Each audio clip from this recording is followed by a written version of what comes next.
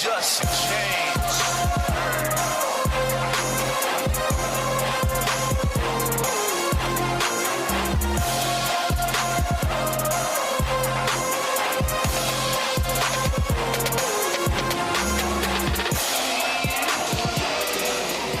Welcome to the campus of Adair County High School. I'm John Shelley, joined by my color man, Ty Bennett. And Ty, Indians, it's been a while since they've been back home.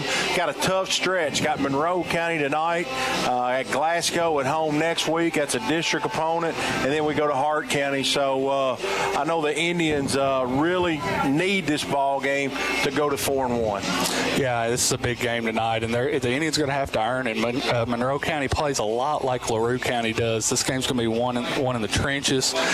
Monroe County's going to be very well coached. Coach Pettit's a very good coach over there. He coached a few years ago and won a couple regional championships, I believe, and retired and pulled a Tom Brady and unretired and came back last year, I believe. So these guys are going to be well coached. Their fundamentals are going to be darn near flawless, and Indians are going to have a tough one on their hands tonight. Ty, not to beat a dead horse from last week, but the Indians fall 27-20 at Franklin Simpson. A ball game that really was nip and tuck.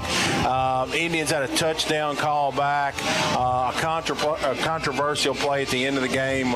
Adair County had the ball in the red zone to drive and to tie it, and came up a little bit short on fourth down. But I really thought the Indians, and again, you're not in for those just those mental victories, but I thought the Indians played head and toe with a very good Franklin Simpson ball club.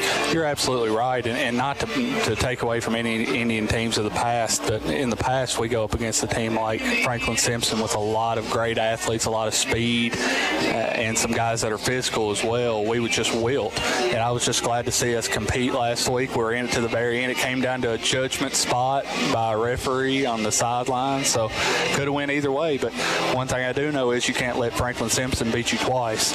And I think these guys are motivated after getting a taste of being able to compete on that level that we haven't competed at in a few years. It's really turned out that this district is really tough. Glasgow, we know, is the top of the ranks in 3A. Hart County might even be the favorite to win the district. And nothing's for granted when you go to Butler County. So, it's a tough road to hoe for the Indians. But stay tuned for Coach Stonebreaker's comments. I asked him about his thoughts on where this team is 4 games into the season.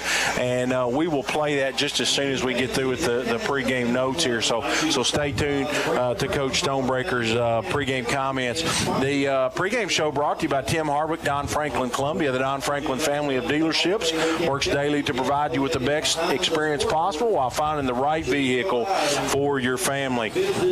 Adair County 3-1. They are 0-1 in the district. That Franklin Simpson game is the only one so far. Tonight is a non-district game against the Monroe County Falcons. Matter of fact, Adair County 3A, Monroe County 2A. Indians are coached by Steve Stonebreaker. He's 3-1 in his first year here as Indians head coach. 114 and 126 overall in his 22 years at the helm.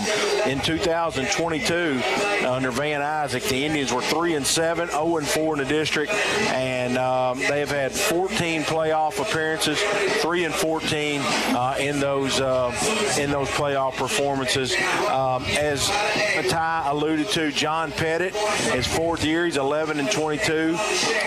Second stint as Monroe County High School head coach. He's coached several years in his previous stint. Last year they were 3-8. Coach Stonebreaker talks about, Ty, the improvement of this team. He said they're young, but they're improving. They play very few guys both ways on the line of scrimmage, and kind of keeps them fresh. But he was, he said they're very well coached. Yeah, I expect nothing less. Another case of a really good football tradition down in Tompkinsville. I have a couple buddies of mine who played on some very good teams that went deep into the playoffs, and they live, sleep, and breathe football down in Tompkinsville. They've traveled well tonight. They all always have, no matter what the record of the team is. So I know they have a really good sophomore class. They start quite a few sophomores, and they mix them well with some very talented upperclassmen as well. This is the 9th meeting between these two schools, and our records go back to 1998, and they have not met since 2014. Monroe County leads the series 7-1. The team met annually from 2007 to 2014, former district members under the old 4-class system in the 90s. Indians dropped their first game at Franklin Simpson, as we said, 27-20, and they're returning here for first home game in a while. Offensively, Lane Grant, he's 41 for 70 through the air, 517 yards and 5 touchdowns. He also leads the tribe in rushing with 535 yards through 4 games, adding 8 rushing touchdowns. Solomon Stonebreaker, 26 catches for 331 yards, 3 touchdowns, with Aiden Smith grabbing 3 touchdown receptions and tossing a touchdown pass himself on a halfback pass last week. Ty, me and you talked about it unofficially on the way home the other night. Indians really need Coach Stonebreaker. He likes to go 5 out, 5 wide receivers, and sort of pick his battles in the box. It's a numbers game, and we really need that third guy in the receiving core to step up. We've seen Jaden Miller at times be that third guy, but Aiden has stepped forward now. I think probably is the second best option of Lane's. And but what a ball game Solomon Stonebreaker played last week. Unbelievable. Yeah, just a really solid player, John. He's one of those guys you're shocked if he makes a mistake, because he rarely does. He's got such a high football IQ, and you talked about needing that third guy to step up. I think Jaden Miller is very capable of doing that, and he's shown some flash. He hasn't got the ball, as much after the second game. I know against Bethlehem he got a few catches, so maybe see Coach Stonebreaker try to target him a little bit more tonight. Monroe's going to play a 4-3, so that's one less, secondary guy or linebacker that's going to be out there. So, that's going to help the Indians a lot tonight in their passing game. Ty, we talked about it a little bit before we went on the air. We've seen different guys at tailback when Adair County doesn't go empty. They probably more than half the time, Lane's back there by himself in the gun, but they put both Ryder Rogers and Byron Rogers we saw against Franklin Simpson. Byron got the majority of the carries. We saw Ryder against Russell County, and we saw Morris have the majority carries in the Bethlehem game. So it's been a different guy. So, any expectations that you think tonight who will be back at their tailback? Well, if you judge anything off warm-ups, it's going to be Dakota Morris back there again tonight.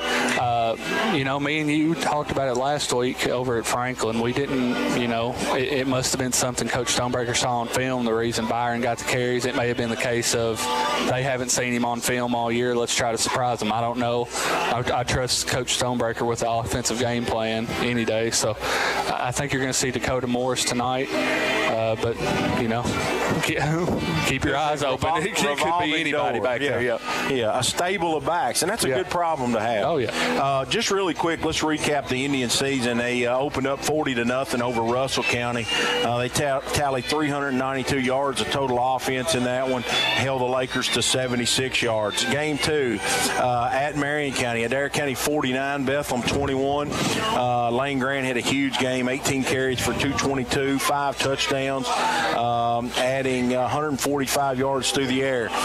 The next week, Adair County 13, LaRue County nothing, and it was again Lane 16 rushes for 145 and 2 touchdowns. Stonebreaker caught 7 balls for 57 yards that night.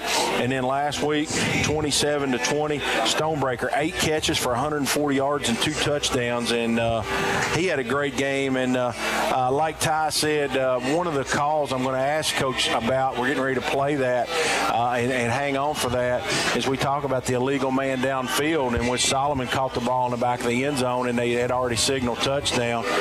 But he talks about that call as I ask him about it.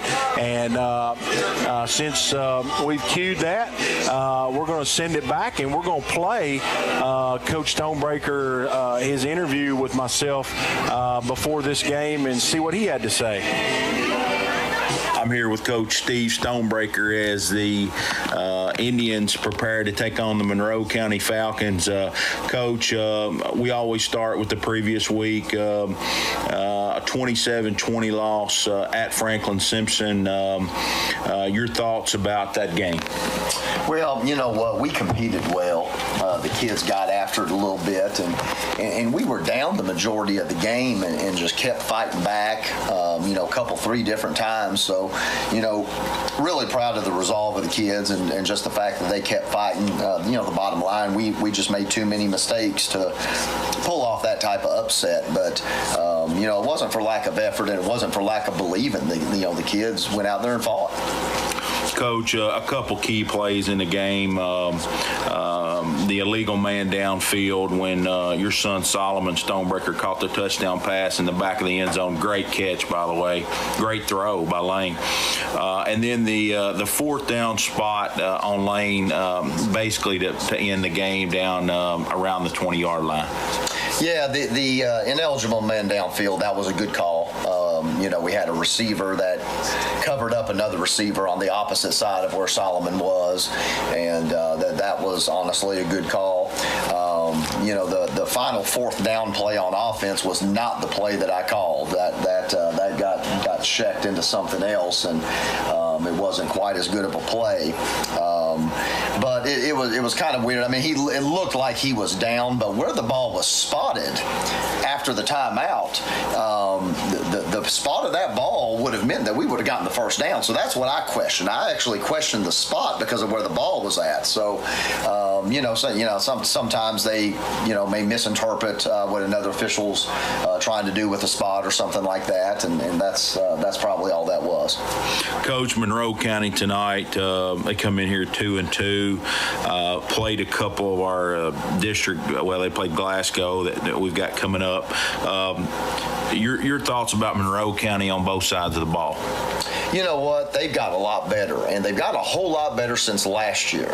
And they're still a young team this year, and they're improving and have improved a great deal since their first couple games. They won their first game, I think, against Todd Central in a big way, and then Allen County got them in a big way game 2. But then game 3, man, they played with Glasgow. Glasgow only beat them 28-0, and Glasgow's got a world of talent. So, for a younger team like Monroe, not to have a running clock put on them by a team like Glasgow is really saying something. And then, of course, last week they beat previously unbeaten Barron County and beat them pretty good. These guys are well coached. They are a disciplined football team. They execute their assignments really, really well, and they've got a good deal of speed on the perimeter, a little bit of size. They've done a good job with roster management over there. They're not playing linemen both ways very much. They'll rotate some interior defensive linemen, so they've got a lot of good things going in their program, and like I said, they're still kind of young. They'll play a couple seniors in the skill positions. The coach's son will be the quarterback for them, but they're younger in most other spots. Coach, we're 4 games in here. Your first year to Adair County. Your thoughts on your team at this point in the season? Are you pleased as far as where you are and at this point moving forward? Well, I mean, I'm pleased with the effort level of the kids. I'm pleased for the most part with the attitude of the kids and with the competitiveness of the kids. I don't know that anybody would thought we'd have been 3-1 at this point. With the way we competed in both of our scrimmages, and then coming out these first 4 games and competing the way that we have, I'm not sure anybody really saw that.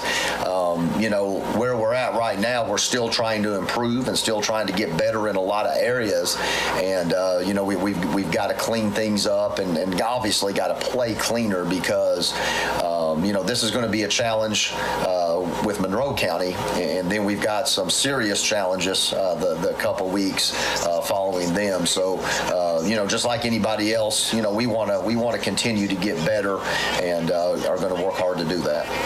Coach, injuries or anybody out this week? Not really. We've had this week some illness here and there, and that's knocked a few kids out of practice. But those have mainly been some younger guys.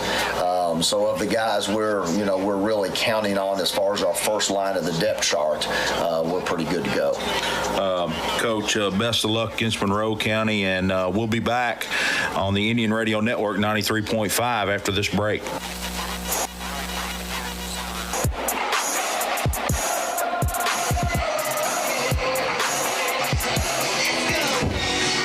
John Shelley with Ty Bennett as we prepare for kickoff. Not a cloud in the sky tonight.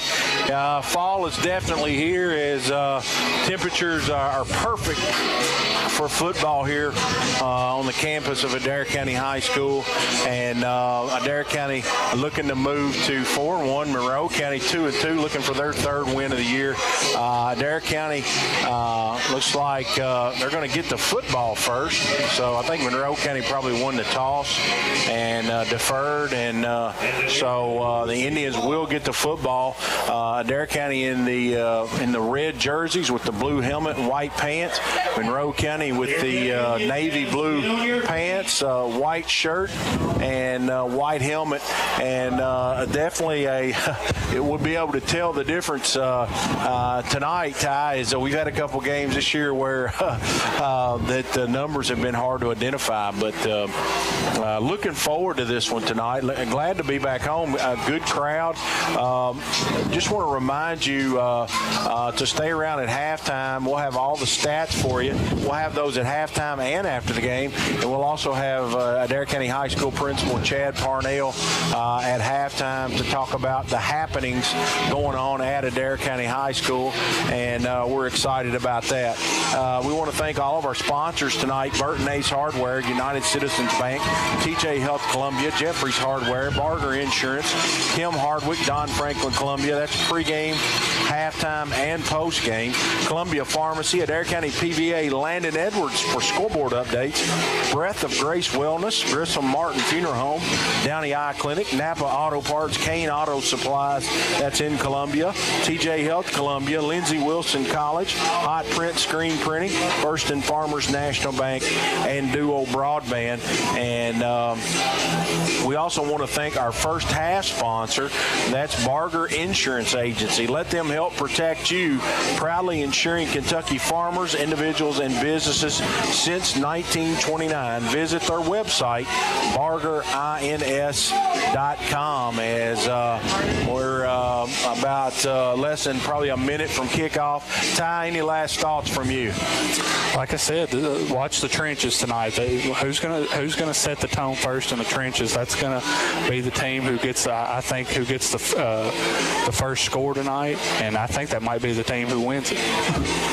So Monroe County, their place kicker, Trevor Staples, he's a 6-foot, 191-pound junior, and they will be kicking left to right. Your Indians will be going right to left on your dial.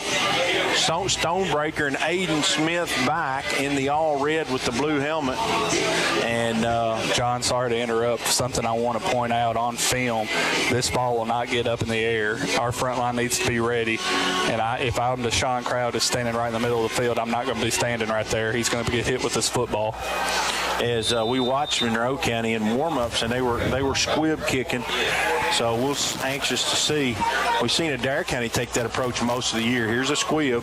It's going to get down about 30 yards. Adair County touches it. Stonebreaker's going to field it at the 25. He's got a lot of room. He's at the 40. He's at the 50. He's got one man to beat. No flag. He's at the 30. I don't see any flag. What a way to set the tone, John. Solomon Stonebreaker, he planted the foot. Looked like he was going to go around the left end off a deflection. directed ball, Ty. It was what you talked about. It was a worm burner that the Indians up back touched it. It popped straight up in the air. Solomon, he cradled it. Was able to catch it on the run, too. That was a big part of it. Caught it on the run, went around the left end, and he planted and just made a hard cut back into the middle of the field. There was nobody there. Nobody there. Great blocking by the Indians, kickoff return team. And what a start to this one, John. So Adair County, 12 seconds in, runs the kickoff back unofficially. It's going to be around 80 yards. He fielded it about the 20-yard line, and the Indians are late running. And PATs could be important in a game like this, John. They've literally been on the field. They've been a coin toss so far. Aiden Smith 6 of 12 on the year on extra points. Here's a snap. Stonebreaker gets it down, and Aiden has it blocked, and the extra point is no good. They've been an adventure all year, no doubt about it. I thought Solomon did a good job getting it down, but Aiden just it might have been partially blocked, but it looked like a wounded duck as it barely got over the line and missed to the right. But great start by the Indians. Oh, you can't ask for a better start right there. That gets the guys' juices flowing. And we got swag surfing playing now, John. These guys don't have any choice but to be fired up. Our touchdown sponsor tonight, that's Breath of Grace Wellness. With 11-plus years of experience, Breath of Grace Wellness is honored to walk this journey with you. They offer individual, family, and group counseling from a faith-based perspective. Visit their website, breathofgracewellness.com. So Adair County now will kick off, and Lane Grant will handle those duties. And Ty, see if you can get me a couple numbers. Looks like Baxter back there, the tailback, and I'm not sure. I believe that's going to be number 8. That's going to be Branson Williams, starting wide receiver. So Williams and Baxter back there, both dangerous return guys. I believe actually that's number 3. That's Travis Wood, John. Here's a squib kick that's going to be fielded at the 30. And he's got one man to beat. He's at the 50, and a great play by number 10 for the Indians. We do have a flag back here, John, at Monroe County 47. Toma Miller with a great tackle. Might have been a touchdown-saving tackle. I believe it's going to be a hold. Teams. And Toma Miller is down, and he looks like he's in tremendous pain as he's down right at the spot where he made the tackle. Ty didn't see anything. It was just a good, clean hit. I don't know. He got tangled up there. And we hope it's nothing serious. He's moving his extremities, but he's in extreme pain, as you can tell by his arms and movements here. He's grabbing his face mask. We're going to send it back for a 30-second break while we attend to Toma Miller here in this injury timeout. And we'll be back on the Indian Radio Network, 93.5.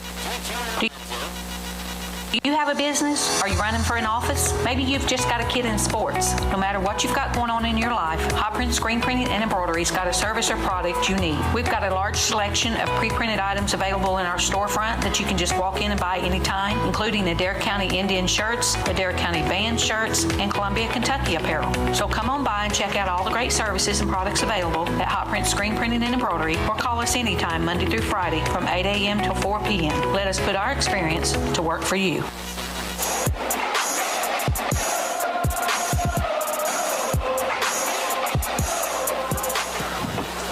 So, Ty, you want to talk about the flag? I didn't see. I was trying to get my papers together here. I didn't see what it was. Judging by where they spotted the ball, I think it's probably going to be a hold or a block in the back. It's 10 yards from the spot of the foul. So instead of taking it in plus territory at the 40, it's going to be at the other 40. They're going to hand it, or Pettit fakes it to Baxter. He's not going anywhere. And that's 22. That's Crowdus. Also 55, Taylor, in on that tackle. It's going to be a loss of 2 yards. Yeah, I thought Baxter had it, Ty. It was a good fake by Pettit. And, John, you're going to see a lot of different looks by Monroe County tonight. You're going to see shotgun spread. You're going to see split back option. You're going to see zone reads out of the shotgun. You're going to see everything under the book. So the Indians got to stay on their toes tonight. This Indian defense, if you follow Indian football, off that 3-1 start. Their defense has played really, really well. One of the bright spots on this team. Let's see if they can continue that tonight. Here's Pettit. Here's an end around. It's going to be a reverse pass thrown deep down the field. Stonebreaker was right there, defense. And I think he breaks it up. Defense. He breaks that up, and it was a wheel route back to the tailback coming out of the backfield on a reverse pass, and it was on the money. Stonebreaker, as Ty Bennett alluded to, what a defensive play. And that's textbook right there. Get to your spot and put your hand right in their face, and the ball hit him right in the back of the hand. Great job there. John, you were talking about this Indian defense. Just a couple of stats I got today. 5th in 3A in team defense at 12 points a game. And we're tied for 5th statewide in interceptions as well. 3rd and long for Monroe County. Pettit back to throw. Here's a deep ball. It's going to be too tall. He tried to throw it to number 8. That's Branson Williams, incomplete. It was a go route down the sideline, but not even close. And the Indians have held. And Monroe County runs out their punt team here with 10 minutes and 40 seconds to go here in that first quarter. 6-0 Indians lead it. John, that bad man stuck back there returning it for the Indians. Agent Zero. Agent Zero, that's Solomon Stonebreaker. He's already had enough fireworks already, but he is really dangerous. He is really tough. He's really smart. Aiden Smith almost gets to this punt, and I'm going to give Aiden credit for the rush kick.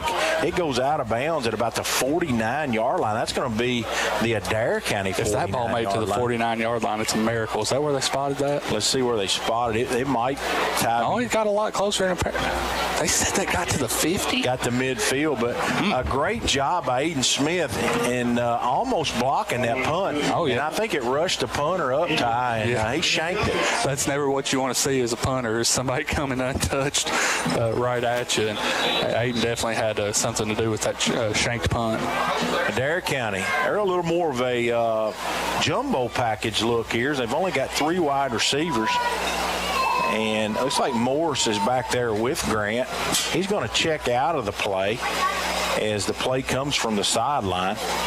Their first play from scrimmage, Lane with a pass to Stonebreaker on the right side. Run after catch is going to be close to the sticks, as it was just a little stop route out of the wide spot. And just that same play that we ran against Franklin Simpson about 5 times in a row. If these guys line up 10 yards off these receivers, Coach Stonebreaker's just going to keep running that play over and over again and get a free 8 yards every time. Second, and we're going to call it 1, about a 9-yard gain. The ball's on the Monroe County 41-yard line. John, Monroe with that 4-3 look. Adair County's going to look to spread them out, get as many people out of the box, and let Lane Grant go to work. Lane straight back to throw. Here's a pass. It's incomplete, and that was intended for number 2.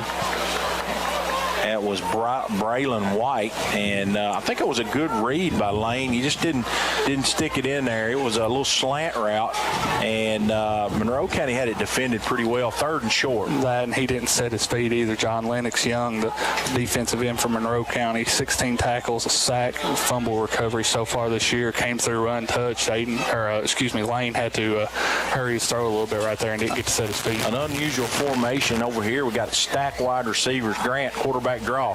Lane, he's going to have the first down. He might go. He's at the 30, 20. He's going to go in untouched. What did I tell you, John? Take as many people out of the box. He's going to have a field day today. Yeah, we talked about it in the pregame show. Coach talks about the numbers in the box. The 5 wide receivers sometimes gives him an advantage in the box, especially with Lane back there by himself. And it was a quarterback draw. Give the 2 tackles and the guards, they angle block that perfectly, and the quarterback draw goes for a touchdown. We talked about the trenches, John, on both sides of the ball. The Indians have set the tone so far, and I thought the first team to score would hold on to win tonight, and the Indians have got the first 2 scores of the night. Aiden gets this one up long enough, and it's good. The 50% success rate continues. Yeah, we've been right at 50% this year. We're 1 of 2 tonight, and that's a Breath of Grace Wellness touchdown. And our scoreboard update here from Landon Edwards here, Adair County PVA. Him and his staff love helping taxpayers of Adair County, considering an honor to serve this community. More information is available on our website, AdairPVA.com. And that scoreboard update is 13-0. Also, our first down sponsor, both of our first downs have went for touchdowns, is Columbia Pharmacy. Check out their Flavor X machine. They're more than just a pharmacy. They're your family. So we appreciate Columbia Pharmacy. If you just joined us, 13-0 Indians. We've only played less than 5 minutes in the first quarter, Ty. And I have, even against Russell County, John, I don't think we got off to this hot of a start on offense. So, no hangover from the Franklin Simpson win or loss last week, and that's what I was concerned about. Picking up for Adair County, number 20, Lane Grant. Lane Grant, he's moving on the football. Here's that low squibber. And it's a jump ball that's going to get out of bounds. Shouldn't be a penalty. I believe they touched it. And we got an update. Taylor County has gotten on the board with a field goal as they trail that one 21-3 against Boyle County. And I think that one's approaching the end of the first quarter. So Boyle County off to a good start in that one. So, Ty, that's been the theme on kickoffs. Adair County just squib it down there. They're going to give it to them at the own 45. So good field position for the Falcons.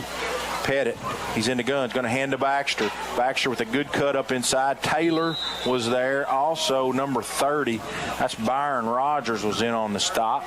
Taylor was the first guy. Byron finished him off. Give him 5 yards on first down. It'll be second and medium.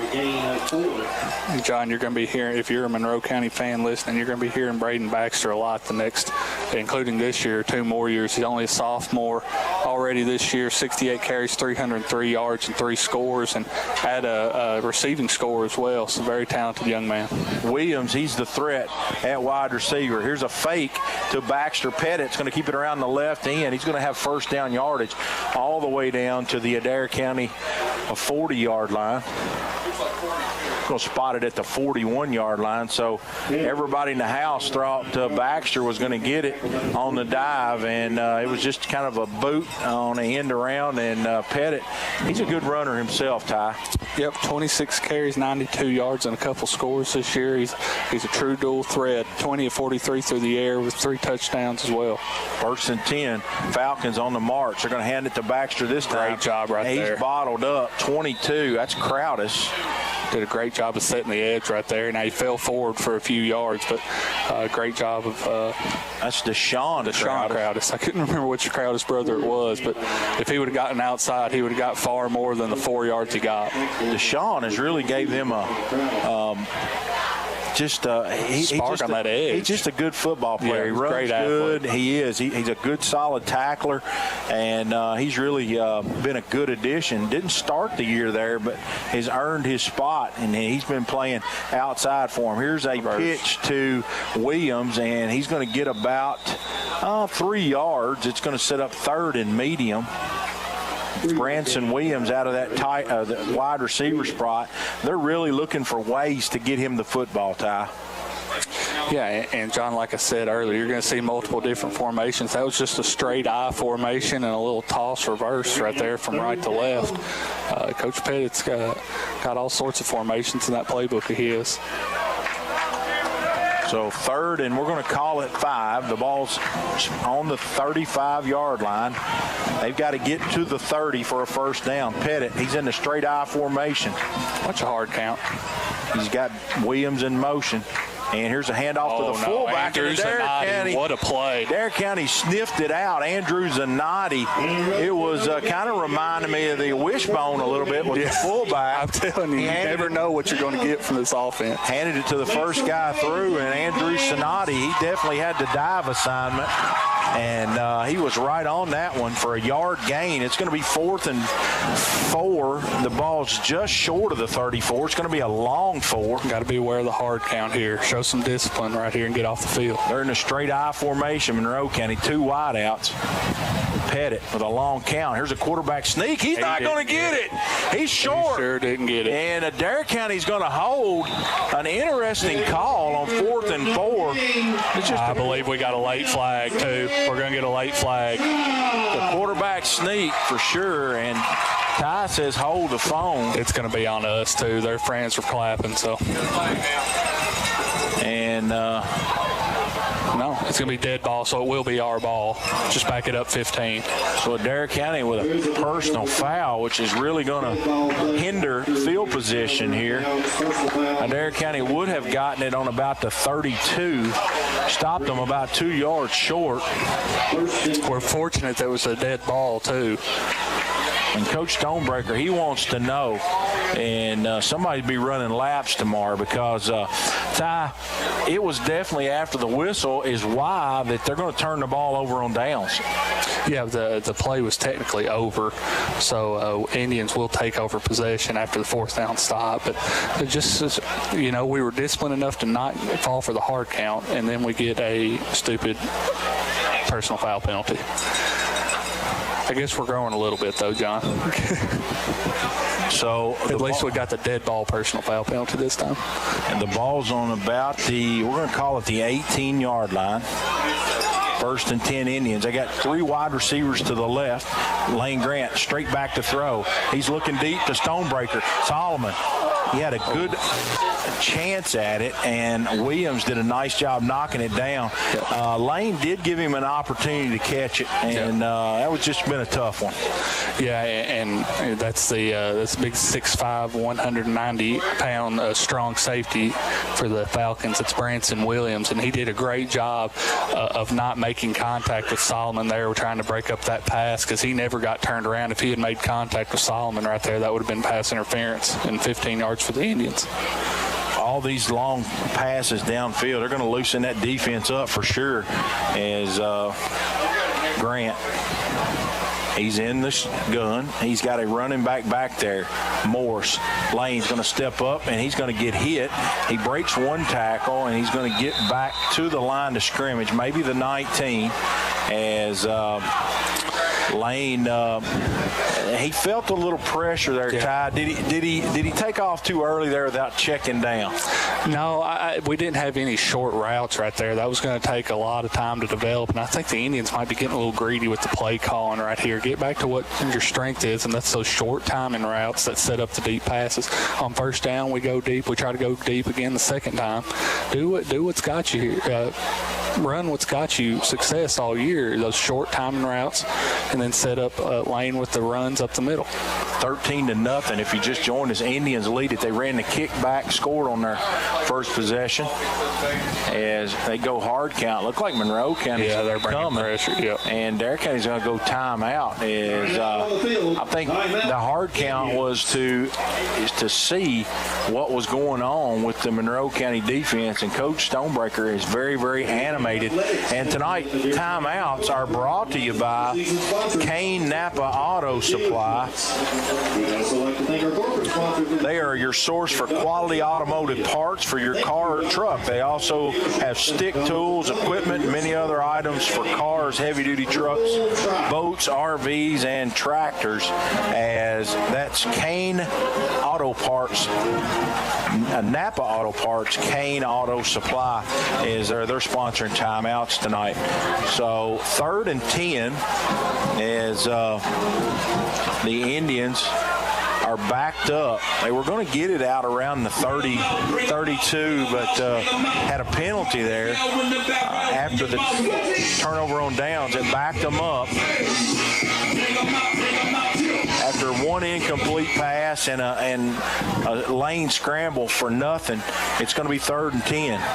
Let's see if the Indians can reverse their fortunes here coming out of timeouts, John.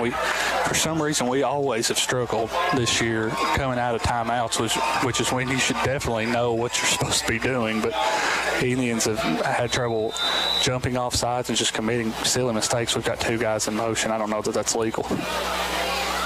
So Adair County's got 2 guys in motion. They get set. Here's a wheel route by Stonebreaker. And it's Aiden. He fell down there. This is a touchdown. The quarterback fell down. The corner fell down. He had beautiful coverage on Aiden Smith, and he fell down, and Aiden catches it, and he's the only guy over there. What a break. I got a feel for that guy from Monroe County. He had great coverage, and the turf monster got him, and it was nobody between Aiden and I think the McDonald's drive-thru in town, and he just walked in. And Ty, again, I'm going to say it again. The ball was underthrown, but at least he gave that athletic receiver, Aiden Smith, a chance to catch it.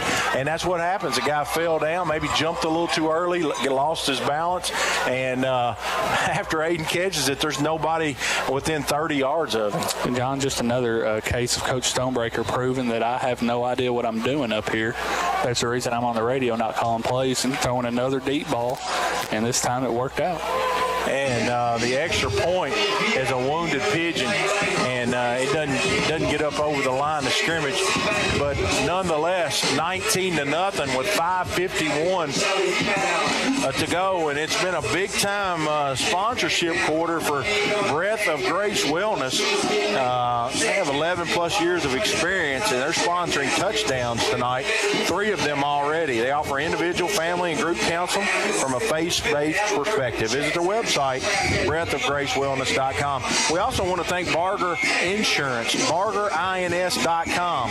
They've been proudly insuring Kentucky farmers, individuals, and businesses since 1929. They're our first half sponsor tonight as the Indians lead it 19-0. John, you talk about explosive. I was trying to get Scott's attention outside, but the music's a little loud to get the time of possession. But before that drive, we had, I believe it was 13 points on board, and we had the ball for 12 seconds. That's not counting that last drive at all. So Indians offense has shown some explosiveness tonight that it hasn't all year.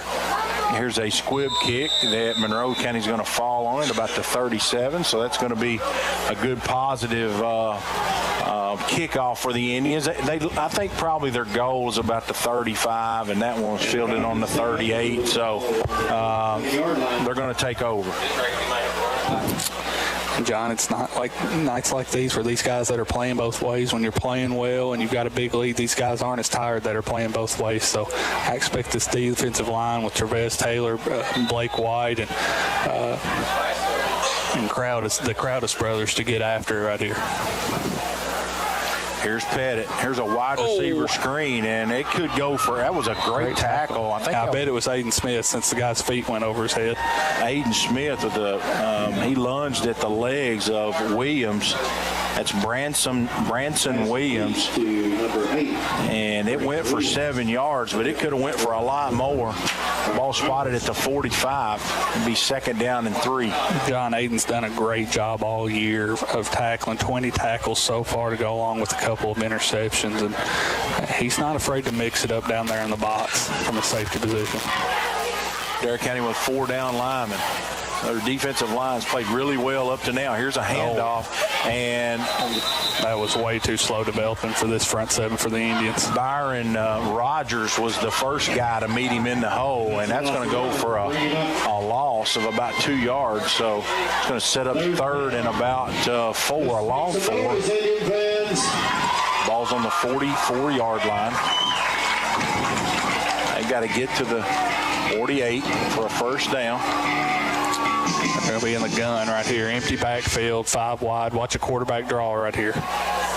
So Travis Wood, he split out wide this way. They got 3 wide receivers to the left. Pettit straight back to throw. Crowdis gets pressure. He misses him. And here's a pass over the middle. Got a flag on the play.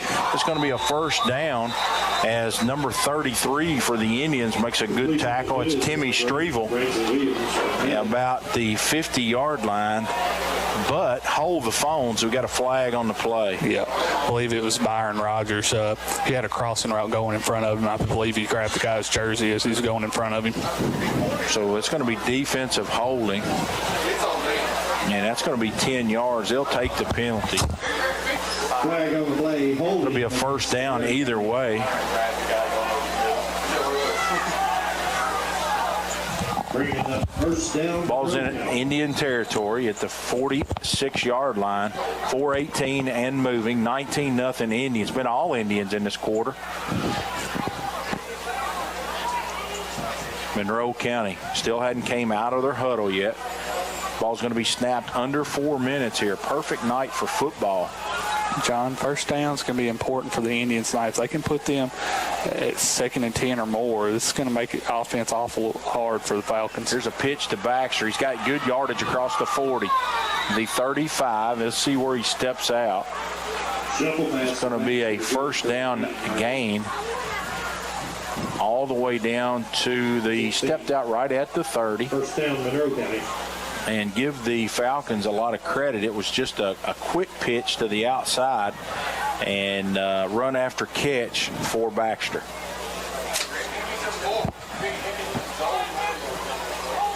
So Monroe County's first real drive that they put together. 1st and 10, 3:49 to go. John, it's just that left edge over there. We've had trouble with it all year, and then Monroe County exploits it once again. Here's Pettit's going to run to that same side. He's got great yardage and tackle way downfield at about the 15-yard line. Byron Rogers was in there. Also Timmy Strevel in there. And that left side over there.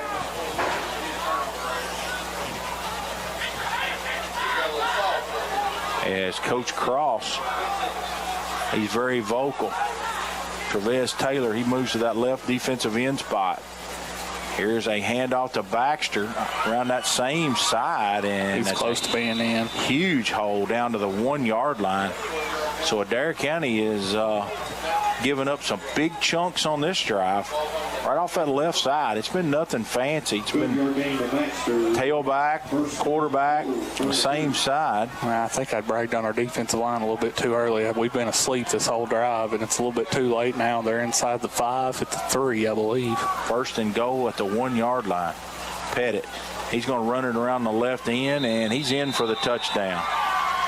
So the Indians have got to shore that side up for sure. As Monroe County marches at 65 yards, and their first touchdown of the game, pending the extra point. 19-6, Indians lead it. John, I'd love to tell you what happened right there, but I don't really know. I think our guys just kind of took a possession off, and you can't do that against a team like Monroe County. They'll be back in this before you can blink an eye. So Pettit stays on the field. Looks like they're going to go for 2. It's coming out of the huddle. Baxter is next to Pettit. He's in the gun. Here's the snap. He fakes it to Baxter. Nobody over there. Pettit's going to walk in for the 2. Nobody there. Just a little misdirection. It's a quarterback option where he just fakes it up in there. Lead draw kind of a thing. And 19-8, Monroe County right back in this thing. We're going to take a 30-second break here on the Indian Radio Network. Hot Country 93.5.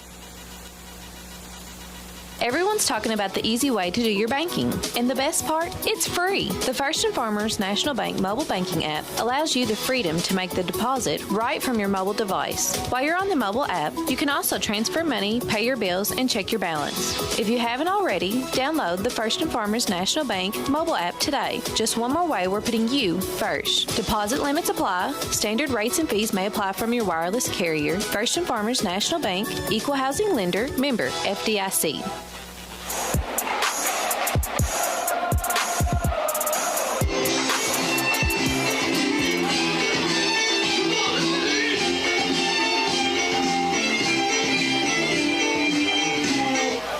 Are we back? Yes.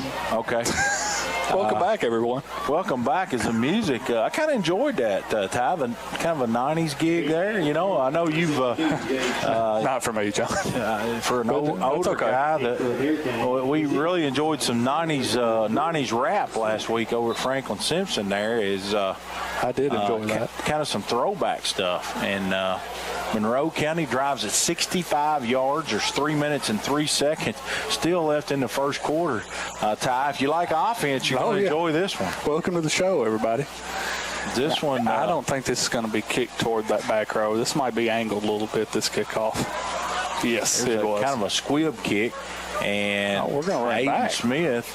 He should have just went down because he just got pile driven into the ground. It wasn't Aiden Smith. It was 28. Help me there, Ty. It is Tristan Mullins.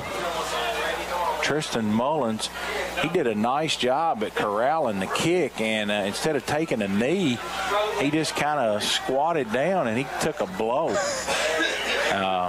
So the Indians going to have good field position at the 37-yard line. As Stonebreaker, this is what he likes to do. There will be a lot of hand signals. There will be a lot of hand gestures, and only him and the team knows what all that means. As they have wristbands, and I'm sure, Ty, that a lot of it codes those wristbands. Yeah. Here's a handoff to Morris this time. Morris with good yardage. Yep, great across patient the run 40-yard right line. He's going to get it all the way up to the 42. Give him 5 yards. It'll be second down and 5. That's the first real handoff that we've seen to a tailback out of the conventional spread offense tonight. John, what impressed me about Dakota Morris is this is his first year back playing football since middle school. That's what I've been told. And he's a very patient runner. He doesn't get in a hurry and try to make a hole that isn't there. He's going to follow his lineman. And he's just going to take what the defense gives him. And a great 5-yard gain right there to set the Indians up in front of the change. Adair County with 3 receivers and an up back. Here's a slant to Stonebreaker with a flag down. I believe we might have had a man downfield there. He's still downfield. I believe it's going to be Kyler Burke. I think we had an illegal man downfield. We'll see. Yes, that is the preliminary indication. As for some reason the lineman took off. Now, unfortunately, it was Kyler Burton, and unfortunately for Kyler, he couldn't really argue his case because he was past the first down marker, which is the 5-yard buffer zone. And in Kyler's defense, his job there it was just to get up to the backer, because get up to the backer and block. It was kind of one of those wide receiver quick. Wide receiver screen, throw it behind the line of scrimmage, and he has a blocking assignment, but he left a little bit early. He chased that backer when he went to cover the pass, and that's what got him downfield, I believe. So Adair County, Jaden Miller split wide to the right. Also Wilson over there. Aiden Smith. Stonebreaker's over here by himself. Smith's in motion. Now they got 2 guys in motion.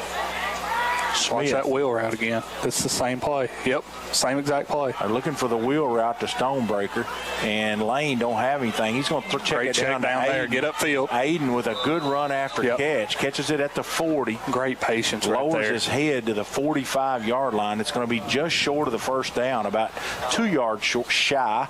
It'll be 3rd and 2. Great job of Lane Grant right there in the pocket's presence to keep his eyes downfield, let the play develop, and Aiden did a good job of coming back to the football and being able to shimmy a little bit and get upfield for a 8-yard gain. So 3rd and short. These are the situations that you like to live in here. Yep, and this is 4-down territory for me, John. I'd be shocked if we punt unless we lose a lot of yards. Kablintz, he's in the up back position. Morris is back there with Lane, and Lane's going to hand it to Morris. Morris with a good gain across midfield. He's going to get pushed out at the Monroe County 47-yard line. That'll be a first down Indians, and keep the chains moving. And first downs tonight are sponsored by Columbia Pharmacy. They're more than a pharmacy. They're family. Check out their Flavor X machine as Adair County looking to keep the chains moving and the clock moving. With him stepping out of bounds, the clock stopped with 38 seconds on on the clock. John, you were an assistant coach on my high school baseball team, and we went to the wristband system my junior year, I believe. It's hard to have an excuse for messing stuff up when you have a wristband on. Adair County checks out of their play. Morris gets in the up-backs position. Here's a pass to Stonebreaker. He's got room down the left side. He got a great block right there. He's going to go for a touchdown. Right there. That was a great block, and I'll have to see. I know it was his wide receivers that really got the blocks for him, Ty. And that's a sign of a really well-coached team. Give it yourself. It was just a quick hitch to Stonebreaker, and the wide receivers stayed on their blocks, and he found the little crease, and that's all he had to have. Yeah, I didn't see who it was. I'm like you, John. I was watching the play, but the Indians have done a great job of blocking at the receiver position as the extra point's about to take place here.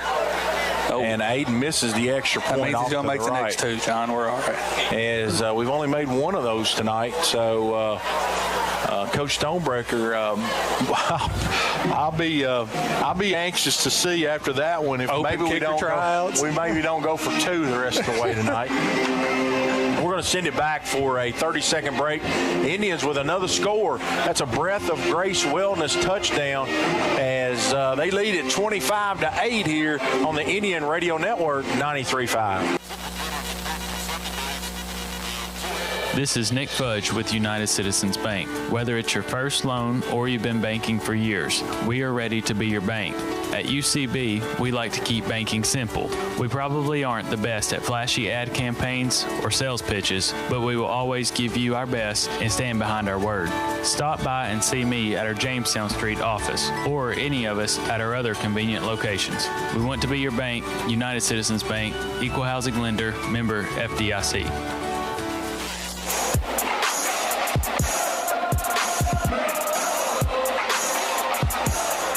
Here's a kickoff, and Lane squibs it down to the 30-yard line, but it's going to go out of bounds. So they're going to get it at the 35 here with 33 seconds still to go here in the first quarter. John, don't look now. The Indians are on pace to put up a century tonight.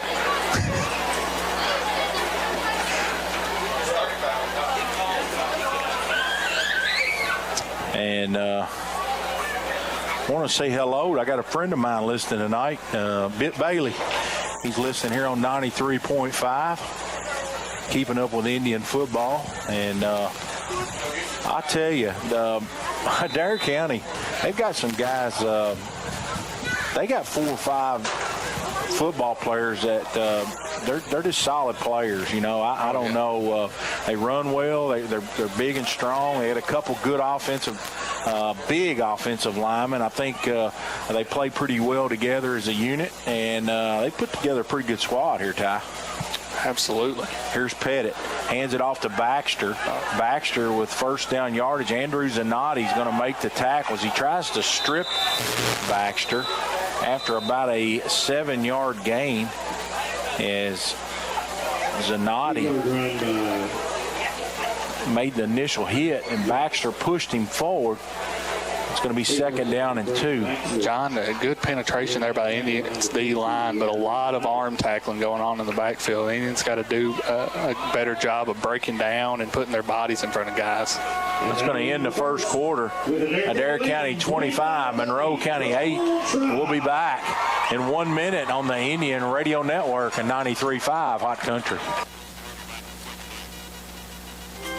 Kentucky Sanitation Services is a waste management company with solutions tailored to each client's needs. They provide garbage dumpster services for your business, home, or farm, as well as a variety of roll-off boxes from 10 cubic yards all the way up to 40 cubic yards. They have containers that can handle any size job, from cleaning out your basement or for a large demolition project. Call 270-634-4637 or check them out on Facebook at Kentucky Sanitation Services. Have you injured yourself playing a sport or exercising? Sports medicine experts at TJ Regional Health are trained to get you back on the road to recovery, whether you're dealing with sprains, fractures, knee and shoulder injuries, or other common injuries. Our goal is to prevent illness and injury in active individuals of all ages and help prevent future problems to maximize your performance. Find out more at tjregionalhealth.org/rehab. Patients first, team always. TJ Rehabilitation Services.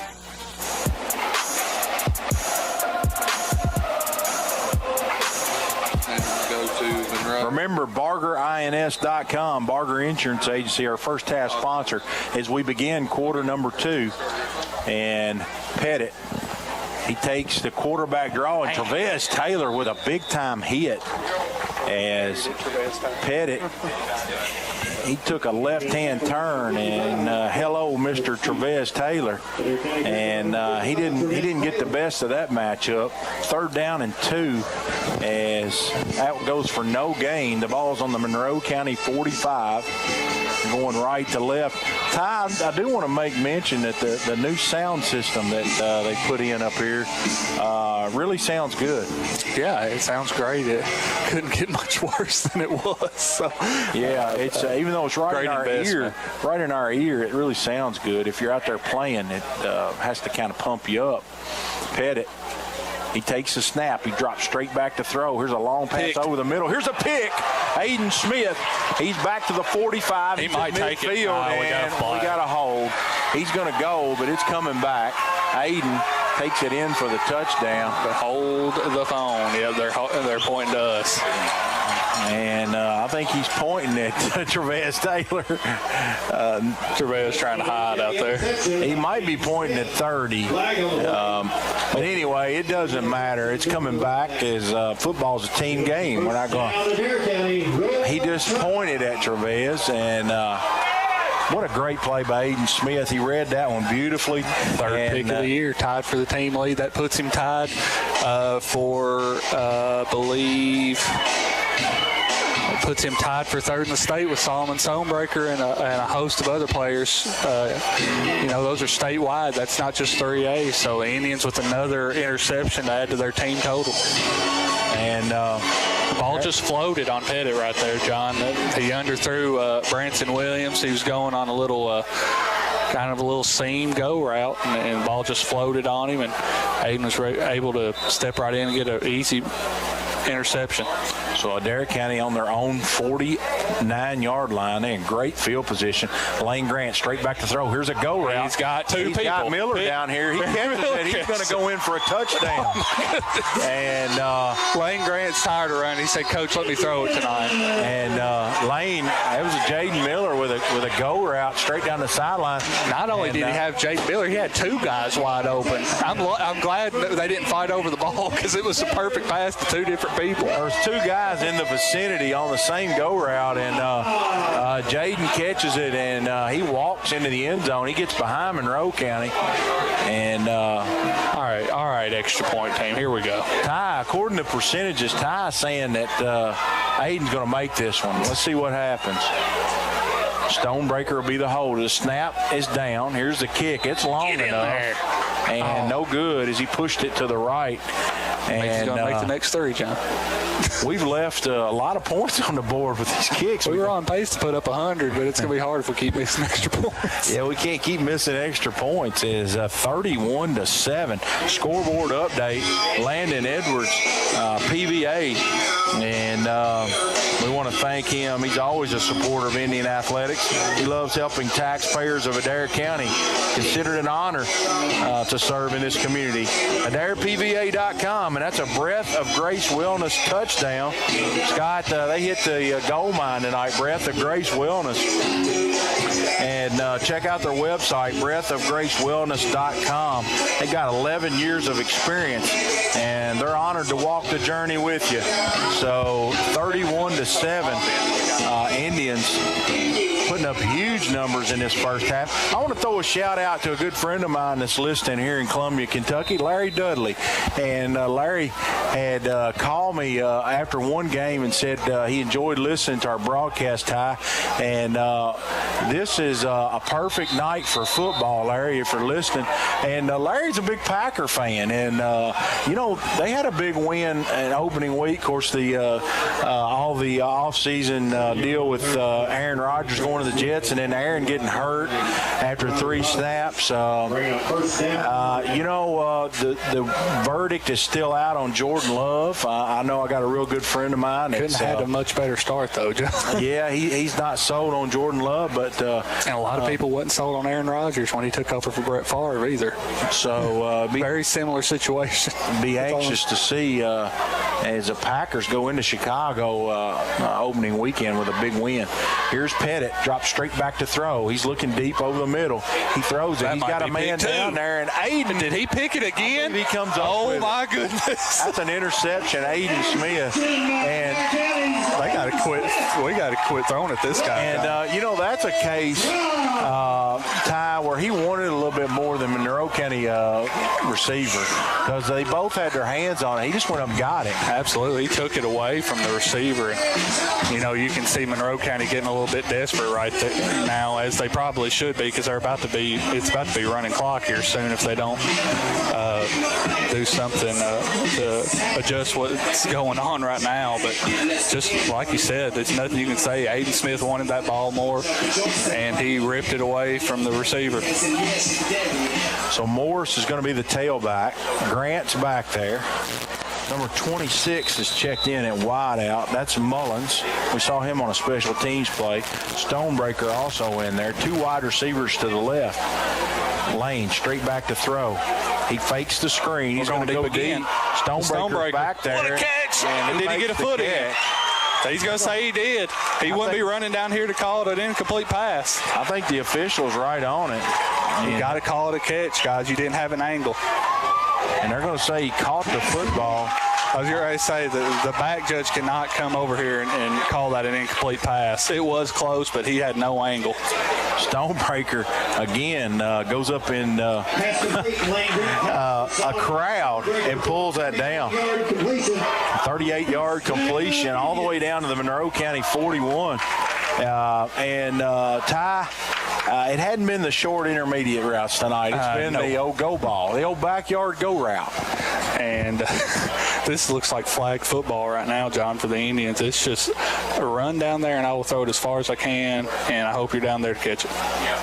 Grant drops straight back to throw. He's got good protection. He goes across the middle, and a good breakup by Williams as it was intended for Mullins. And he takes a shot. Yeah, I believe he knocked the air out of himself. Hope he's not hurt. He's going to go down. We're going to take a 30-second break while we tend to the injury here. We'll be back on the Indian Radio Network 93.5. Ace is the place with the helpful hardware, folks. Why would you wander around a warehouse store looking for paint when you could just swing by your neighborhood Ace? In addition to Ace's award-winning service, we have top-rated paint brands. Plus, our color matching technology allows us to match any color. So stop wandering and start painting. Head to your neighborhood Ace today. Be sure to stop by Burton Ace Hardware and check out the red hot buys for the month, like the buy 2, get 1 free GE insulating foam.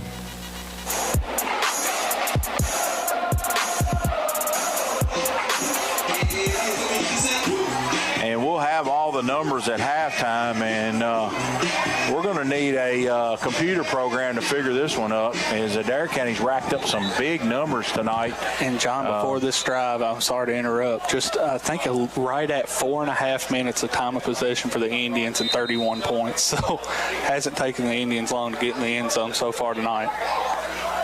So Adair County, they lead at 31-8. There's still 10 minutes to go here in the second quarter over the Monroe County Falcons. 3 wide receivers to the left. They got Stonebreaker in the slot. They've got Koblentz in the up-back position. And there's an out route to Stonebreaker, and he takes quite a hit. Number 3, that's the tailback on the other side. That's Travis Wood. Travis Wood, excuse me. He's the wide receiver on the other side. And Travis played that one well. A great job by Stonebreaker to watch the football all the way in. He knew he was going to take a hit. That's a setup play right there, John. Just a little quick out route by Solomon. That's going to set up a wheel route right here soon. Third, and we're going to call it 4. And watch that wheel route right here. Him and Aiden on the same side right here. Ball's at the 35-yard line.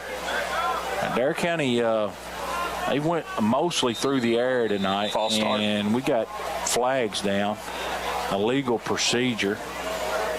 And I'm not sure who that one's on. It must have been a wide receiver that moved too early.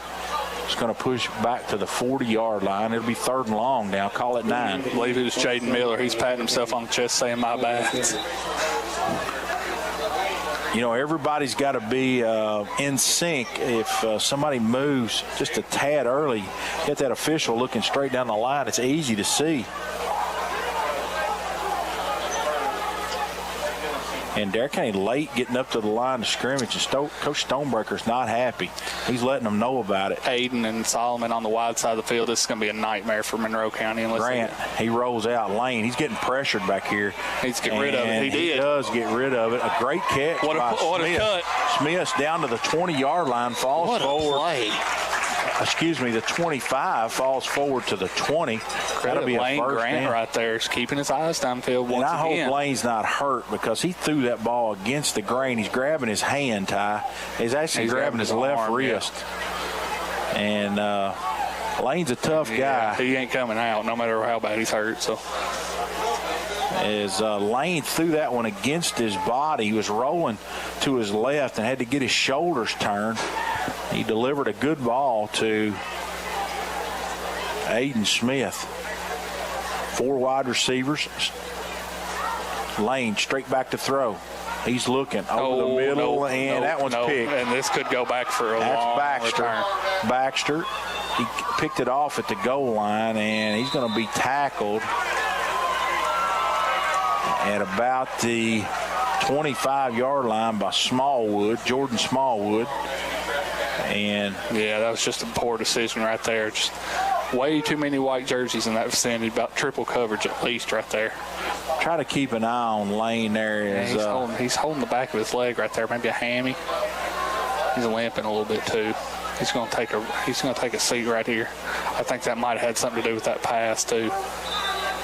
Lane throws a pick down on the goal line. It was he definitely threw that one into coverage. Threw it late, and good play by Baxter. 31-8, 7:43 to go here in the second quarter. Been all Indians. Here's a handoff to Baxter on cue, and he's got a good gain out across the 28, falls forward to the 30-yard line.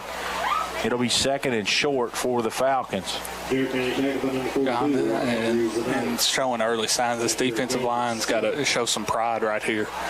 And Ty, push back at least 5 yards. What could have been the knockout? That would have been the knockout touchdown, I think. Here, you don't want to give Monroe County a long drive here. They're going to get the ball back to start the third. So a key drive here for the Indians on defense. Here's Pettit. Pettit's going to run it up in there. Great tackle there. And Crowdus, but he wasn't the first guy. Tim Strevel.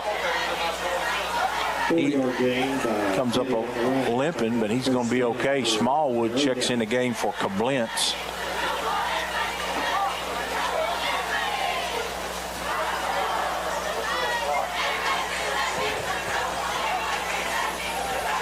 So Monroe County taking their time here. 6 minutes and 40 seconds to go. John, something interesting about the touchdown drive that I've noticed the Indians have made an adjustment on. We went to a 3-man front during that touchdown drive, and they exploited it for all it was worth. And we went back now to, well, we've moved Crowdus back to a linebacker position, but we were in a 4-man front.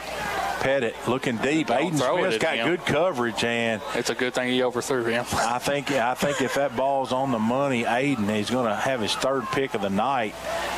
But overthrew Wood on a go route, and it's going to be 2nd down and 10 from the 34-yard line. John Shelley, Ty Bennett here on the Indian Radio Network.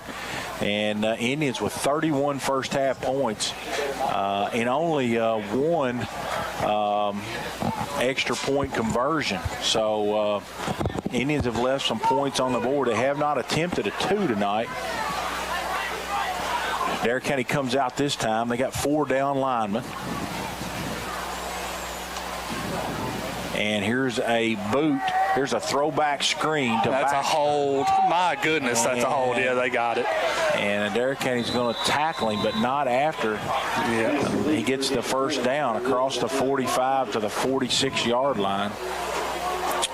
But Ty Bennett catches a hold. Let's see. That's the preliminary call. So that'll back the Falcons up with 6:06 to go. Yeah, that's the Falcons left tackles. Number 60, Cayman Page, and just a little, almost like a play-action roll right, throwback screen to the left. And Cayman was one-on-one with Deshaun Crowdis over here, and he had to get a handful of jersey, or that could have been a disaster. A great crowd here at Indian Field. Ty, I know Adair County's playing well, but there's a huge crowd in here. I alluded right before kickoff, but it was kind of a late arriving crowd. Yeah. And tailgating scene must have been popping, John. It's full here tonight, and still a lot of people over there. One of the better home crowds that I've seen in a long time. Here's a double reverse to Williams. Somebody needs to make a great Williams, he hurdles Aiden Smith. He's down the right side. He's going to get all the way out past midfield. A good call by Monroe my County. Goodness, that's such a. I'm sorry. And they call. Here comes a flag out. They're going to get Byron Rogers for a late hit, but he never even touched him. So that's bad. I'll be honest. I was looking at the spot of the football. It was 5 or 6 seconds after the young man stepped out of bounds when the flag came out. That was a little bit soft right there. So Byron's. I'm still not sure he touched him. John, out of bounds. Byron's coming out of the football game. Bring up first down Monroe County.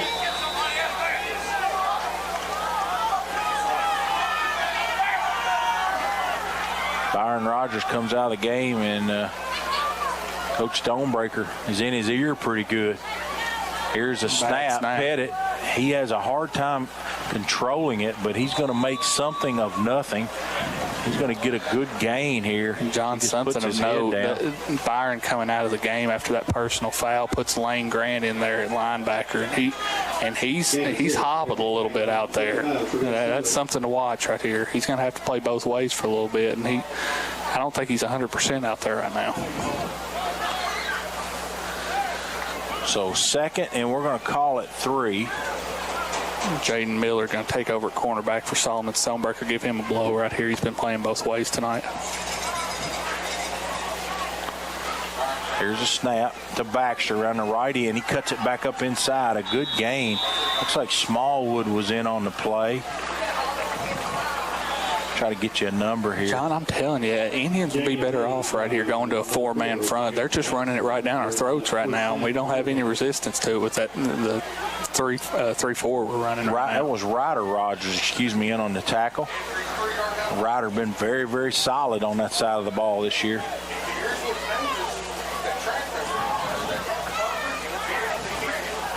First down for Monroe County. They're at the 16-yard line.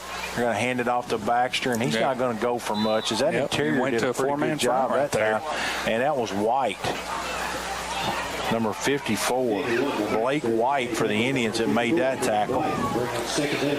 After a 1-yard gain down to the 15. 3:54 and ticking in this Barger Insurance first half. And John, Blake White's really anchored that defensive front for the Indians so far this year. 26 tackles on the year from his D tackle position. So Monroe County, they need to score.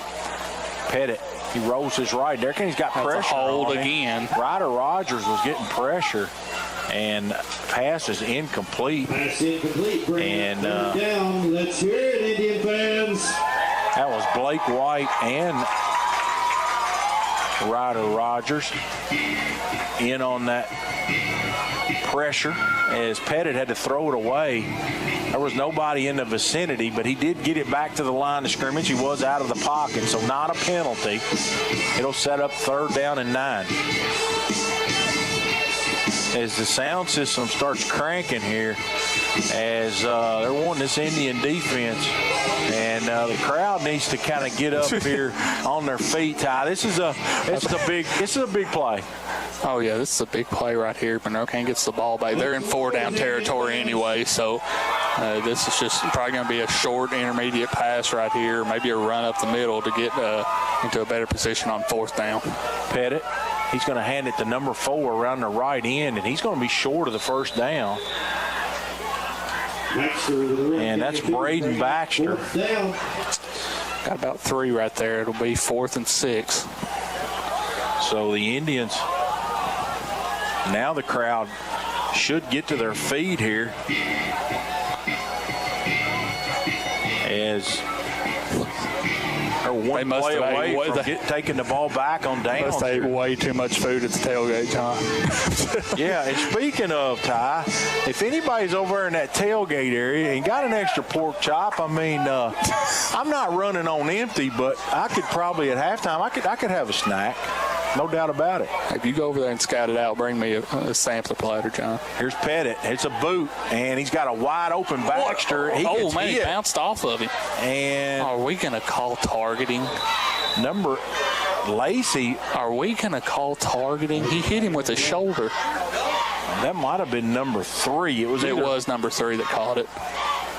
No, I'm talking about for the Indians that delivered the blow. It was either Morris or Lacey. I think it was Morris. Yeah, they are going to call targeting. Personal foul targeting on Adair County. It was right at the sticks. And I think Monroe County, that's a bad call. Ty, after they absorbed the initial hit, I think they did get to the line of game. Yeah, it was a great job by Travis Wood right there to make the catch and stay on his feet, because Dakota Morris lit his world up. Miller checks in the ball game for the Indians. Now, Ty, is that rule apply in high school? It's not an ejection in high school. Okay, so he won't have to sit out. I'll confirm that with Scott. It's not an objection after 1 anyway, or an ejection after 1. Here's a handoff to Pettit. Great play. Fakes the handoff. Jordan Smallwood.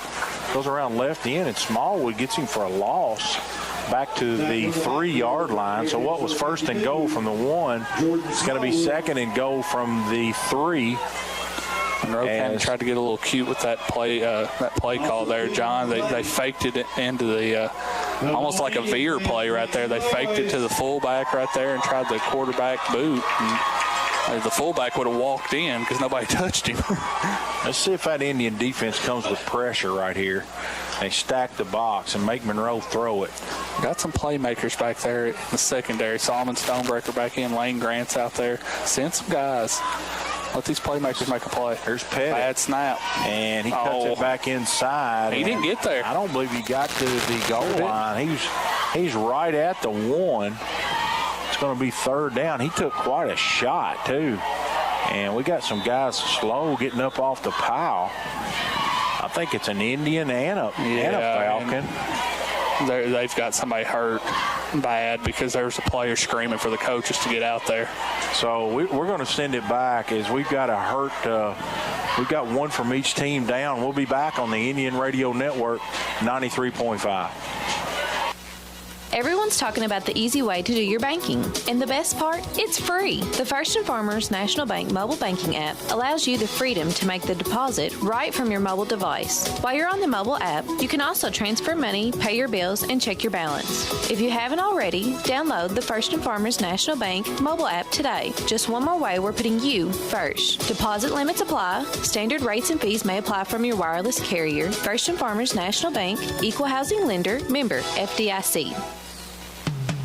United Citizens Bank. This is Matt Loy with United Citizens Bank. Although I'm very proud of all the products and services we offer, the best thing we have to offer is good, old-fashioned customer service. It may seem like banking is moving to smartphones and computers, and while we can do that too, we don't think anything can replace a firm handshake and your confidence in our word. When you think personal service and customer-first banking, think UCB. United Citizens Bank, Equal Housing Lender, member FDIC. Ace Hardware is the only national retailer that carries Benjamin Moore paint. Now, Benjamin Moore's premium quality and huge selection of colors will be right in your neighborhood, along with the award-winning service and advice Ace has always provided for your paint projects. Around the block, what you need in stock with people who know their paint. Be sure to stop by Burton Ace Hardware and check out the red hot buys of the month, like 25% off select Milwaukee hand tools and accessories. Have you injured yourself playing a sport or exercising? Sports medicine experts at TJ Regional Health are trained to get you back on the road to recovery, whether you're dealing with sprains, fractures, knee and shoulder injuries, or other common injuries. Our goal is to prevent illness and injury in active individuals of all ages and help prevent future problems to maximize your performance. Find out more at tjregionalhealth.org/rehab. Patients first, team always. TJ Rehabilitation Services. Everyone's talking about the easy way to do your banking. And the best part? It's free. The First & Farmers National Bank mobile banking app allows you the freedom to make the deposit right from your mobile device. While you're on the mobile app, you can also transfer money, pay your bills, and check your balance. If you haven't already, download the First & Farmers National Bank mobile app today. Just one more way we're putting you first. Deposit limits apply. Standard rates and fees may apply from your wireless carrier. First & Farmers National Bank, Equal Housing Lender, member FDIC.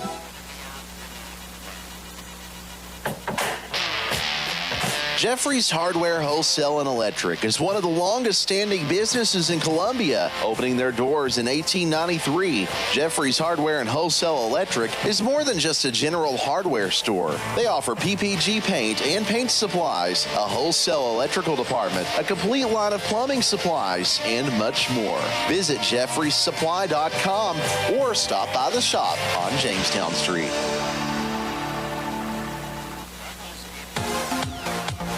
Hi, this is Cameron Smith. I'm a Campbellsville High School graduate and a Lindsey Wilson College student. I'm well on my way to earning a degree in secondary education. At LWC, I've met new people, become involved on campus, and I have loved being part of the sports programs. Visit today and you will want to make Lindsey Wilson College your new home too. Call the admissions office at 270-384-8100 or email us at admissions@lindsey.edu. Do you have a business? Are you running for an office? Maybe you've just got a kid in sports. No matter what you've got going on in your life, hot print, screen printing, and embroidery's got a service or product you need. We've got a large selection of pre-printed items available in our storefront that you can just walk in and buy anytime, including Adair County Indian shirts, Adair County band shirts, and Columbia, Kentucky apparel. So come on by and check out all the great services and products available at Hot Print, Screen Printing, and Embroidery, or call us anytime Monday through Friday from 8 a.m. till 4 p.m. Let us put our experience to work for you.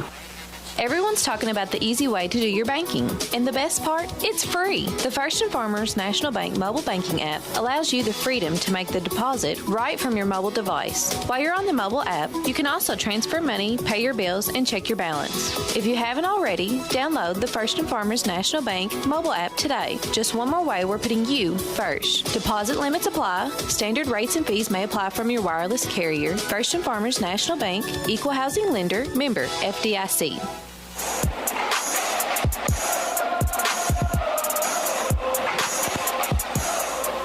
We've had a major delay here in this one with 57 seconds left in the first half. We've got a Monroe County Falcon that's still down. He's surrounded by coaching staff, emergency medical people. I think they have just gotten him to his feet. And I don't know, Ty. I don't want to report something that's false information, but it appeared that he got knocked out. Yeah, I believe he was knocked out, and Trevez was down too with him. And I think they told Trevez not to move. I think the guy was laying on top of Trevez, and that's why Trevez was down as well. But a Monroe County Falcon teammate, he came out of the huddle screaming for a coach, screaming and exaggerating, asking for medical help. And they're this young man, they're going to set him back down here. He's obviously he's hurt pretty bad. So we wanted to kind of update you on the situation. 31-8, Adair County leads it, and we want to thank all of our sponsors. We also want to thank our streaming sponsor tonight, First & Farmers National Bank, banking that's reliably simple. people. Check out all their services on their website, firstandfarmers.com. And you can get that streaming. Go to YouTube and WAIN Radio. You can watch the game and be plugged into our audio as well. And don't forget, at halftime, we've got the Tim Hardwick, Don Franklin halftime stats for you coming up. We're also going to chat with Chad Parnell for the happenings on the hill at Adair County High School at the half, and we'll report any other scores that we also have for you. And we want to thank our first down sponsor, that's Columbia Pharmacy, our touchdown sponsor. We've had plenty of that tonight. Is Indians with 31 first half points, Breath of Grace Wellness. And we want to thank our timeout sponsor. There's only been one call tonight, but Napa Auto Parts, Kane Auto Supply, and our scoreboard sponsor, Adair County PBA Landon Edwards. So we wouldn't be able to bring this thing to you if we didn't have some sponsors kind of helping. And this young man is up, and he is being helped. He is not going back to the sideline. He's going to the locker room area. So I'm not sure what number. I'm going to assume it was the quarterback Pettit, because he's a young man that had the football around left end. So I'm looking for number 11 over there, John. I don't. Of course, they're in a huddle too. I can't really see. And so, you hope something like this, Ty. Of course, you always hope the young man's okay, but we saw an injury at Franklin Simpson last week kind of sparked their team. Monroe County's on a knee over here, and they're having some thoughts from their coach and staff, and they're going to be goal to goal here. Second and goal from the 3 as Adair County leads at 31-8. Been all Indians in this first half. We've seen it all. We've seen interceptions. We've seen a kickoff ran back for a touchdown. We've seen the deep ball with Jaden Miller, Aiden Smith, Solomon Stonebreaker. Just a lot of offensive firepower out here, and that's kind of what you have kind of started to look for with this Adair County team. They got a lot of weapons, Ty. Yeah, a lot of different weapons, John, and that just makes them so much harder to cover when you don't know who's going to get the football like you have been the last couple of years. So, and you alluded to this early in the game, that we haven't seen Adair County's quarterback, Grant, tuck and run much tonight. He has been checking it down to these little underneath short routes when he can't find somebody. And in the past few games, we've seen Lane tuck it down and run the football. But we'll see as Monroe County comes out here with 57 seconds to go. And let's see if Pettit is out there. And he's not, John. That's a backup quarterback. That's number 8. That's Branson Williams. Yeah. And they're in the straight. He has played some at quarterback this year, John. I'm trying to pull up his stats right here. They're in the straight I formation. Number 32 is the up back. That's Wade Carnahan. He's the first guy in the I. And then he's a tight end. He'll double as a fullback right here in this high formation. Dot in the I is Baxter, and I look for Baxter to this get is it. Straight up the middle. Second and goal. The clock starts. 54 seconds. Baxter. He's in for the touchdown. And the first play after the injury, Monroe County scores the touchdown. They were able to get their a two-point conversion the first time. So I'm sure they'll probably go for 2. 31-14. Certainly not over. A lot of football here to go. Branson Williams. What that does, Ty, that really takes a threat, the deep threat away from Monroe County. You'll see almost exclusive run now, I believe, John. I'm pulling up stats as we speak. I know he's played a little bit. He's 5 of 10 on the year, 152 yards and a passing touchdown. I'm not sure which game that was in. Here's a pitch to Baxter. Baxter cuts it back inside. Oh, he might have got in there. And he did not get in. I thought he got spun in there. So Adair County with a big hold on the 2-point conversion. I think Smallwood was in on it. Ryder Rogers is in on the tackle. And we're going to take a break with 50 seconds to go in the first half. 31-14. Adair County leads Monroe County on the Indian Radio Network 93.5.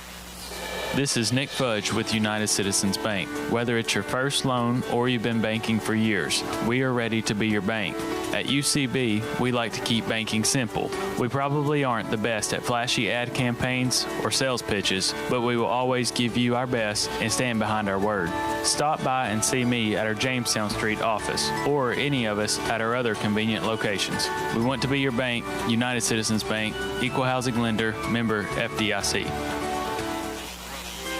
Kentucky Sanitation Services is a waste management company with solutions tailored to each client's needs. They provide garbage dumpster services for your business, home, or farm, as well as a variety of roll-off boxes from 10 cubic yards all the way up to 40 cubic yards. They have containers that can handle any size job, from cleaning out your basement or for a large demolition project. Call 270-634-4637 or check them out on Facebook at Kentucky Sanitation Services.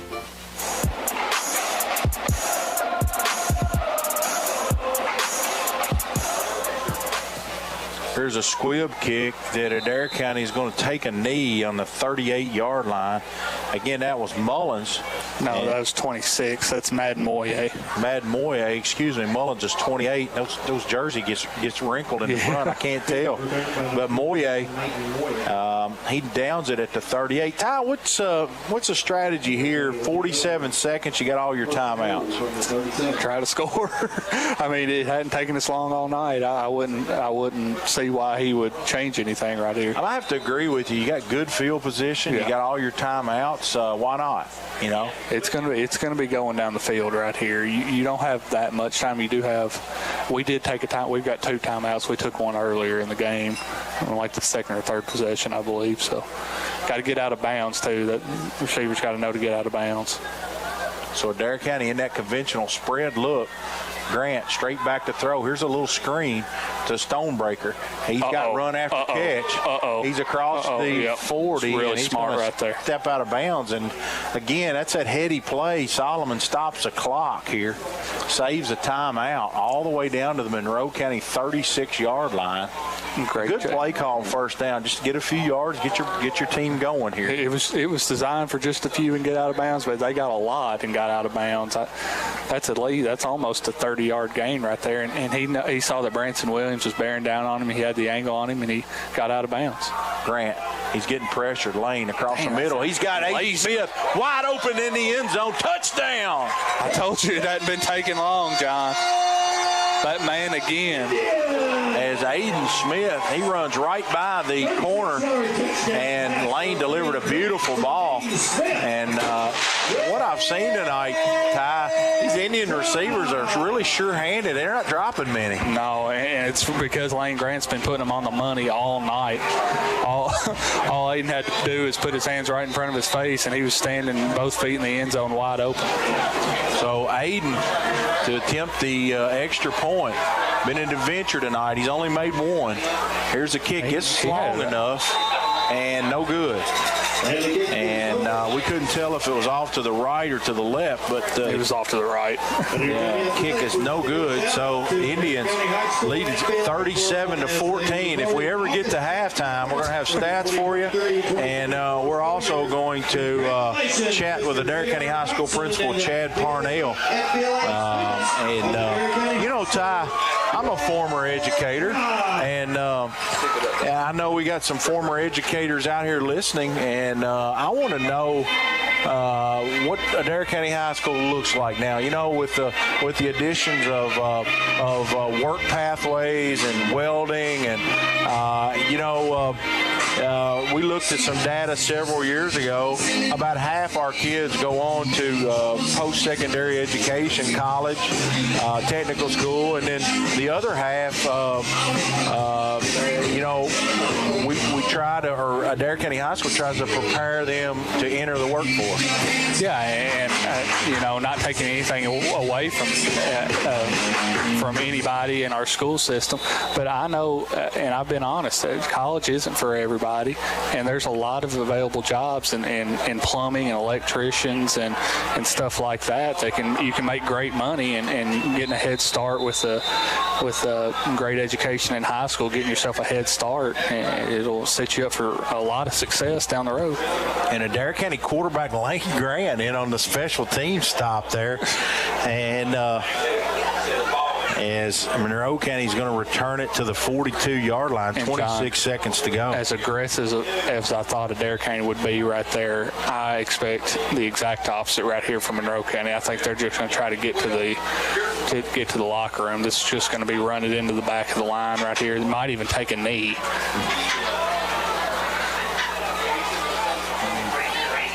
They're going to run it.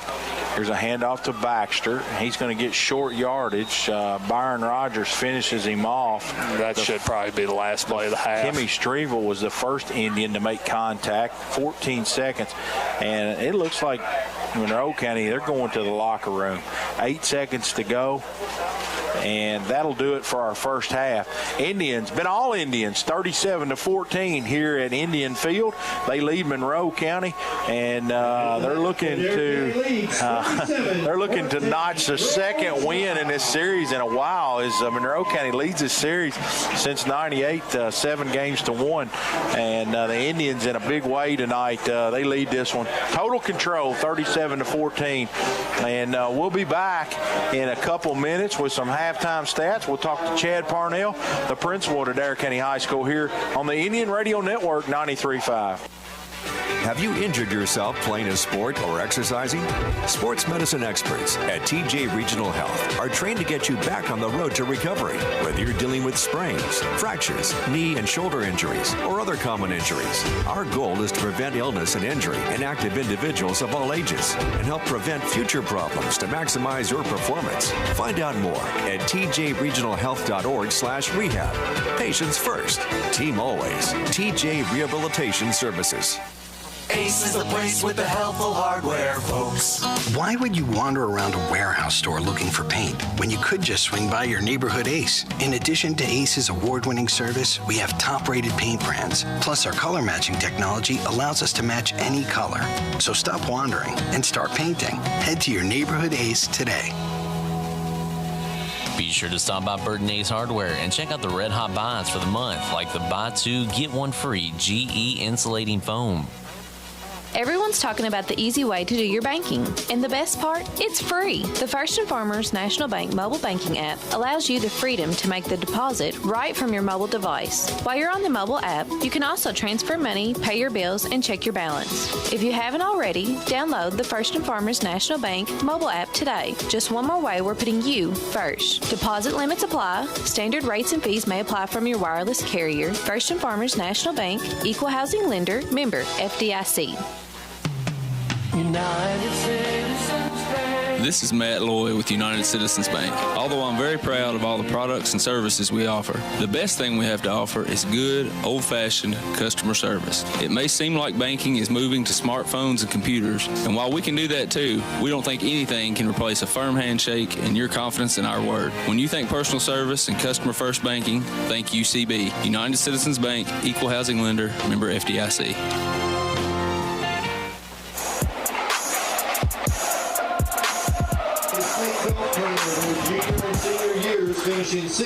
Welcome back to the campus on Adair County High School, where the Adair County Indians lead at halftime 37-14 over the Falcons of Monroe County. This is the Tim Hardwick, Don Franklin of Columbia halftime show. The Don Franklin family of dealerships work daily to provide you with the best experience possible while finding the right vehicle for you and your family. We'll jump right in to the stat report, starting with some team stats. Adair County trails in the first down department only because of a lot of explosive scores by the Indian offense tonight. Monroe has 9 first downs to the Indians, 8 third down efficiency. Monroe County 0 of 5 on third down and 0 of 2 on fourth down. Adair County 4 of 4 on third down, and they have not had to go for it on fourth down tonight.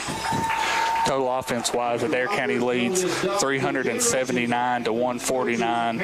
Breaking that down, Monroe County had 131 yards rushing as a team to only 18 yards through the air. Adair County 54 yards on the ground to 325 yards through the air. A very impressive performance by apparently the air raid Indians now.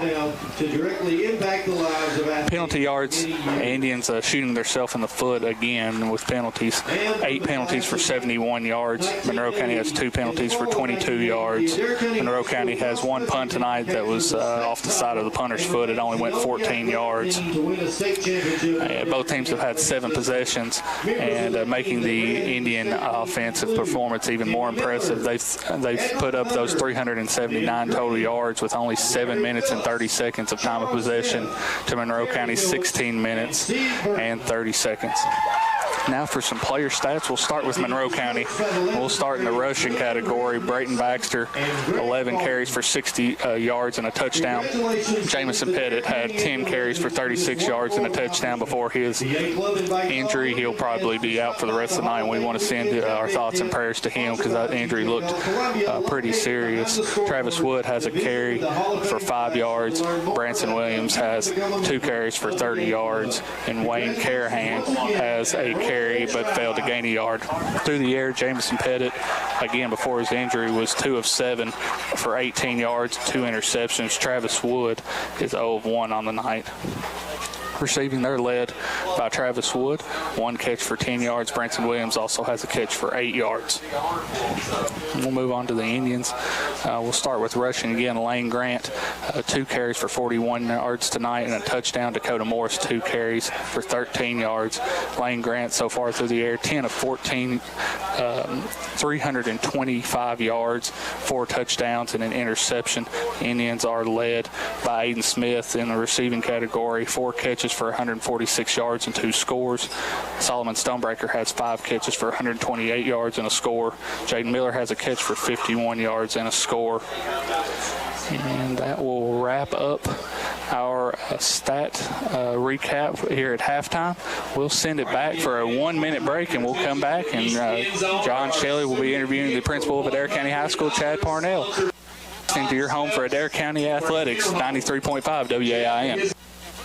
Ace Hardware is the only national retailer that carries Benjamin Moore paint. Now, Benjamin Moore's premium quality and huge selection of colors will be right in your neighborhood, along with the award-winning service and advice Ace has always provided for your paint projects. Around the block, what you need in stock with people who know their paint. Be sure to stop by Burton Ace Hardware and check out the red hot buys of the month, like 25% off select Milwaukee hand tools and accessories.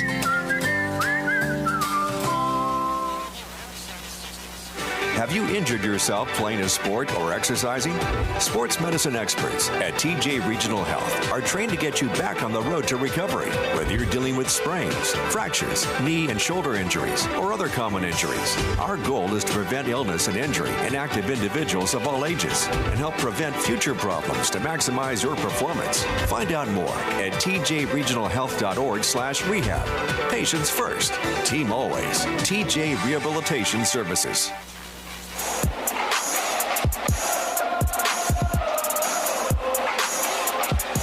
We're back here at halftime on the Indian Radio Network, and it's been all Indians in this first half. They lead Monroe County 37-14, and I'm joined by Adair County High School Principal Chad Parnell, and he was kind enough to come up and talk a little bit about the happenings going on at Adair County High School. And Chad, I'm excited to do this interview because, as you know, I was a former high school teacher, and I spent a lot of good years at Adair County High School. So just update the community on maybe some of the new things over the last maybe few years. A lot of our listeners think of the old traditional high school and kind of the transition that we've made over the last few years. Sure. Well, thank you for asking me to participate, John. I appreciate the opportunity. Things have changed a lot, even in just the last couple of years of things at the offerings at the high school. We've greatly expanded our career and technical education offerings. offerings, especially with our welding program and our health sciences program. Of course, we partner with what used to be called the vocational school at Russell County, and they have a whole new center over there, and we're able to send a lot of students there for a lot of hands-on learning that we didn't used to have. As far as programs here at the high school, just this year we've added 2 new ones. One is an engineering pathway. Mr. Matt Willis had been doing some aviation classes through his science curriculum, and so we had an opportunity to expand that to a full-blown engineering program. And so he's got full classes and is learning his way with the students with that. And then we were also fortunate enough to get a grant this year that allowed us to add a Jobs for America's Graduates program. Miss Denise Grant is teaching that class, and that class is solely focused on getting kids ready to go to the workforce. So it's pretty neat to have those 2 programs especially added. Chad, my last kind of go around before I retired, we also had a lot of co-op partnerships with kids, maybe in the afternoon or whatever the time frame might be, where they're actually going to a place of work to kind of prepare. And, as we said, we back years ago, the numbers, about half our kids, would go to post-secondary college or technical school, and then, we've made an effort to find things for this other 50% to go out and be able to make a good living. Yeah, absolutely. A few years ago, we created our Indian University program to allow those college-bound students an opportunity to take dual credit classes in high school and go ahead and get a head start on college. And then a year or 2 later, we started our Chief Nation program, and Chief being an acronym for completing high school in an early format. And our goal with those students is they wrap up all their required coursework by Christmas or first semester of their senior year, and then second semester they go to work in one of those pathways, whether it be welding or nursing or business, wherever they can find an opportunity in those pathways, they go out and actually start work the second half of their senior year. And so those kids are gearing up right now. We do have our traditional ag co-op program, very popular, of course, with our ag students, and those students are leaving every day right now and going to work. And then we also have some opportunities for students who, if they got things done and maybe have an opportunity to get a job that will fit them, and we work with their schedule as well to be flexible. Chad, 20 years ago, it was, I think, kids that didn't have that advanced certificate or degree, they really suffered on the amount per hour they could make. But the last few years, kids can graduate, go to work at a factory and make a I'm just using factory for one example, make a really good living. Mm-hmm. Yeah, we have a lot of students that leave and they either have already started a hands-on type job in the career tech field, the college preparation for that through maybe a 2-year college like Somerset. We have kids going to lineman school. We have kids becoming electricians, and lots of welders are coming out of Mr. Barney Taylor's program, lots of nursing students coming out of Miss Jennifer Carter's program. Those kids in particular are hitting the ground running and able to get right into the workforce with skills that our area says they need to have to be good employees for them. Chad, let's switch gears a little bit. Talk about the academic part with some of the AP. I know I was fortunate enough when I was up here teaching the AP math department, and I know we have some really good teachers at Adair County High School, and trying to really prepare those kids that want to go on to college as well. Yeah, our number of AP classes has probably dropped a little bit since you were teaching with us, John, but what we've increased is our dual credit opportunities. So students, while in class at the high school, they can get dual credit college credit through for American history. They can also get it with college algebra. The American history is through Lindsay, the college algebra through Western, and our teachers here on staff are teaching it. Now, we still do have an AP psychology class for those students who want to take that AP test or AP class and challenge themselves with that test. And then we have a couple of English classes that are advanced placement as well. Chad, talk a little bit about, I know the ACT used to be the benchmark that we really prepared for. I didn't remember myself, for example, trying to get that number I needed to get into UK. Has all that changed a little bit over the years? It has, and of course, accountability always drives that marker for us. As you know, that's what we're judged on by the state and by the community, is where we fall in the accountability system. And the ACT ACT is just one part of many parts of our accountability at the high school now. Students being either college ready or academic ready and meeting those benchmarks on the ACT says that we're doing the right thing, but also the previous students we talked about, if they're earning those industry certifications and going to work, they're also showing that we're doing what's right for our students too. Chad, I can't let you off without talking a little bit about athletics at Adair County High School. I know with basketball, of course, football is going great. As if this one holds true, we'll get our fourth win tonight. But I know there's been a lot of revamping in the gym. And if people, I went to a volleyball match the other night, so I was able to see all the color and the painting and the upkeep of the floor with the redone floor. It looked really great, and I know a lot of people will be excited to see that. Yeah, I'm excited for those that haven't made it out when it gets to be basketball season to come back out. We've replaced those red chair backs with some very nice, comfortable blue chair backs that I think people are going to really appreciate. They're a little roomier and just nice feel to them. We added a row, made it a little steeper incline, and so you get a little more of a stadium feel when you're sitting in those seats. And like you said, the floor has been completely redone. We lightened it up to a very light wood color and bright red and blue on the floor. It just looks super nice when you walk in, and we're very grateful to our Board of Education for making those investments into our school. And Chad, a new superintendent, Jason Faulkner, and he actually came on board right after I retired. I hadn't had a chance to meet him yet, but I see his face at a lot of events. Yeah, he is incredibly supportive of not just the high school, but all the happenings that are going on in campus. A couple weeks ago, we had something going on in about every corner of the campus, and he was at every spot he could be. And so we appreciate his support, and our students notice that he's in the hallways, he's meeting students, meeting teachers, he drops by, sees them during lunch. It's a great sight to see him around. So. Chad, really appreciate it, and thank you for what you do. Absolutely. Thank you, John. Okay. That's Chad Parnell, principal at Adair County High School. We're going to take a quick 2-minute break. When we come back, we'll have kickoff here as Adair County leads it 37-14 here at Indian Field on the Indian Radio Network 93.5.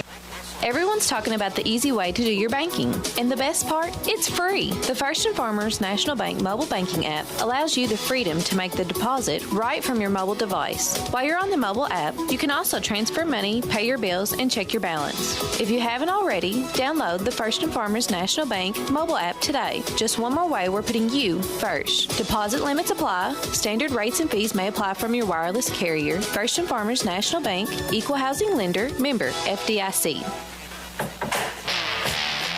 Jeffrey's Hardware, Wholesale, and Electric is one of the longest-standing businesses in Columbia, opening their doors in 1893. Jeffrey's Hardware and Wholesale Electric is more than just a general hardware store. They offer PPG paint and paint supplies, a wholesale electrical department, a complete line of plumbing supplies, and much more. Visit jeffreysupply.com or stop by the shop on Jamestown Street. Hi, this is Cameron Smith. I'm a Campbellsville High School graduate and a Lindsey Wilson College student. I'm well on my way to earning a degree in secondary education. At LWC, I've met new people, become involved on campus, and I have loved being part of the sports programs. Visit today and you will want to make Lindsey Wilson College your new home too. Call the admissions office at 270-384-8100 or email us at admissions@lindsey.edu. Do you have a business? Are you running for an office? Maybe you've just got a kid in sports. No matter what you've got going on in your life, hot print, screen printing, and embroidery's got a service or product you need. We've got a large selection of pre-printed items available in our storefront that you can just walk in and buy anytime, including Adair County Indian shirts, Adair County band shirts, and Columbia, Kentucky apparel. So come on by and check out all the great services and products available at Hot Print, Screen Printing, and Embroidery, or call us anytime Monday through Friday from 8 a.m. till 4 p.m. Let us put our experience to work for you.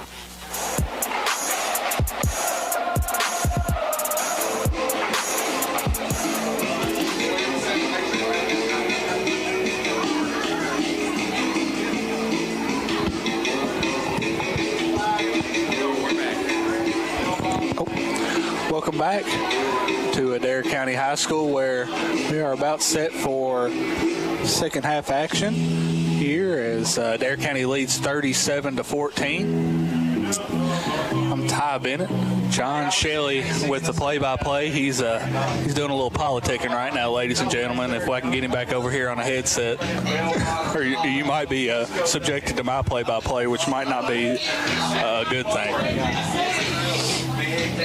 Indians with a big first half, 379 yards total offense, over 300 through the air. Rick, you guard that pizza over here or what? And only 7 minutes and 30 seconds of offense. Indians are huddled up with Coach Cross, the defensive coordinator and special teams coach. John, what office are you running from with all that politicking you were doing? No, that was just a good interview with Principal Chad Parnell. And in about 5 minutes, he went over everything that's happening at the high school. And it's certainly changed. The landscape's changed. I guess before COVID, Ty, there was a lot of online stuff as well as far as textbooks and resources. And it's grown even more today. And you know that you're in the tech generation for sure. Yeah, and John, I don't know about you. I always avoided taking online classes in college. Did they even have online classes when you were in college, John? Oh yeah. Are you sure, John? No. When I was in college, I'm sorry, I didn't hear that. No, I was in the era. You're not sneaking that one past me. No, I was in the era of lining up in a line and waiting an hour to drop a class at UK. You had to actually fill it out on a piece of paper. They called it drop ad. Like if you were dropping a class, you had to get in line to drop it, and if you added one, you had to get in a separate line. And that's the one thing that really taught me patience.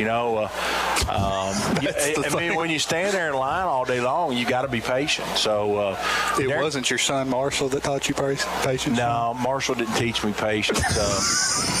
But he did teach. He has taught me a lot of things for sure. Here's Williams around the right side, and he's going for about a 6-yard gain. And looks like Deshaun Crowdis was in on the tackle. And second down.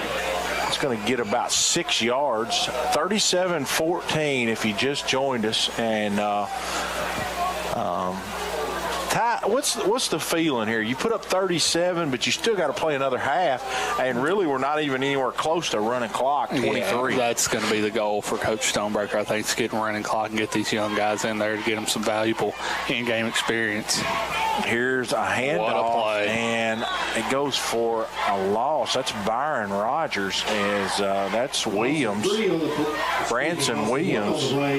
He loses 1 yard, and it'll be 3rd and 5 for the Falcons. And John, with the injury to Pettit, it takes a whole dimension of their offense away. They'll be 99% run from here on out. So I expect the Indians to load the box, especially on 3rd and 4th down right here, and make them throw it through the air. Make some noise, Indian fans. With Pettit going out, moving Williams back to the quarterback spot, that really takes away their only deep threat, as Williams was their receiver.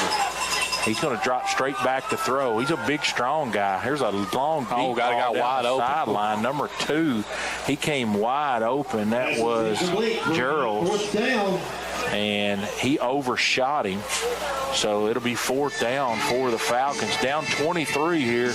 They're probably going to go for it on the other side of the 50. Spotted at the 48-yard line. I'd say we'll see some pressure by one or more of the linebackers right here. An impressive linebacking core for the Indians. You got Dylan Wilson, Tim Strebel, Byron Rogers, and Ryder Rogers over there. I'd say one or more is coming on a blitz right here. Williams, he's back in the gun. He's got Baxter back there with him. He's going to drop straight back to throw. He's rolling out. White gets pressure. Here comes Crowdis. He gets it off to Baxter across the 45, all the way down to the 40, and that'll be a 1st down. That was a great effort right there by Baxter to get the 1st down, run after catch. And Aiden Smith had a shot at him, and I think Byron Rogers and Lacey were in on that tackle. And I don't know who it was. We had the play defended well. We kept everybody in front of us. We just didn't come up and make the tackle. We let him run to us instead of us running to him and wrapping up and tackling, or we would have had a fourth down stop. Williams, he's in the gun. He's got Baxter back there with him.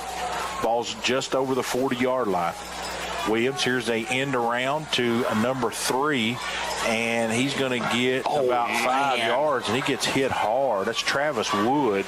Jeez. It was a pile of Indians. Yeah, it was at least 3 of them that hit him at the same. They all hit him hard, too. He ran out of room over there. He was trapped by that sideline. He had no choice but to take it either. Crowdus was in on it. Strevel was in on it. And the announcer says a host of Indians, so... And that's what Monroe's going to do. They're going to try to get to the edges and use their athleticism right here. Second down and about 6 for the Falcons. The ball's at the 36-yard line. Williams, he fakes it to Wood on the end around, quarterback draw, and he gets hit right up in the hole after a very short gain. Looks like Byron Rogers was in on it.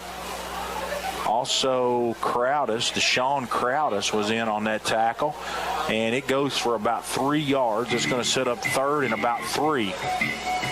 4-down territory here for the Falcons, especially being down 23 like they are. So don't have to get it all right here.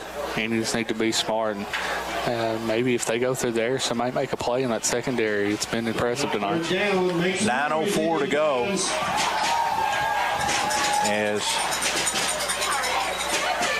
Williams is in the gun, he fakes to Baxter. He's going to hand that lead counter, the old Cam Newton play. He faked to the guy, the running back through the middle, and just took it around the right side. And that's going to be first down yardage. He got about 4 yards, just what he needed, and that'll move the chains with 8:48 and running. And that clock's on your side, Ty. It's going to be tough for Monroe to throw it down the field after moving Williams to quarterback.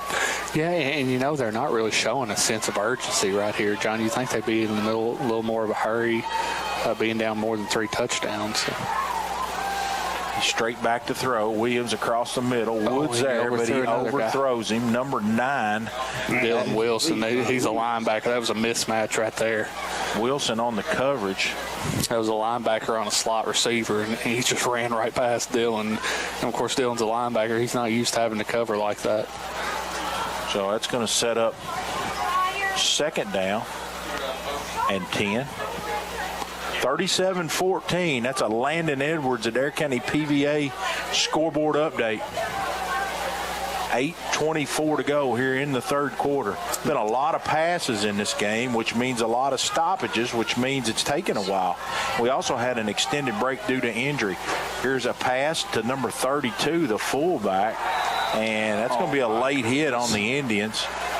And that's going to be on Ryder Rogers, I believe. No, that's Byron. That's Byron Rogers, excuse me. He stepped out. That's Callahan. That's complete for a first down. Or Carnahan, excuse me. And he got right to the sticks, and then he took a late hit out of bounds by Byron Rogers, and he comes out of the ball game. Number 3 checks in for the Indians. That's Dakota Morris. Another penalty, John. The Indians, 8 penalties for 71 yards in the first half, and you cannot do that and then compete with the teams that are in our district. Something's got to be changed.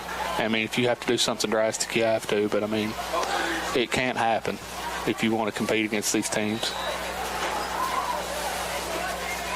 Zanotti late coming off the field. It's going to set up first and goal from the 4.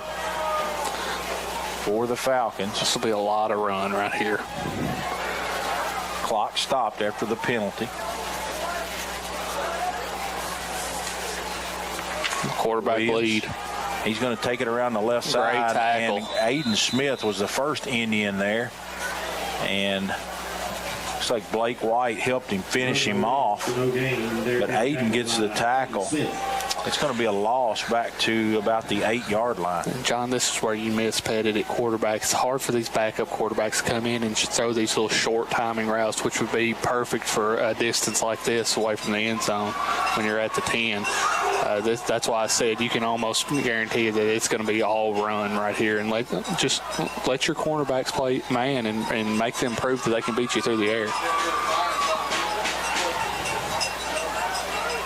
So 2nd and goal from the 9. They got 3 wide receivers. Baxter's back there with him, and it's just a quarterback draw right up inside. And Travis Taylor is Johnny on the spot, just short of the 5-yard line. It'll be 3rd and goal. Let's see where they spot it. It's on the far end from where I am seated, so 3-yard gain by Williams. They're going to give him, that was close, 3 yards down to the 6. Bringing up 3rd down. Let's 7 minutes and clock is running. That clock is on the Indian side. They lead at 37-14. Been an offensive explosion by the Indians tonight. We've seen them score about every way you can score.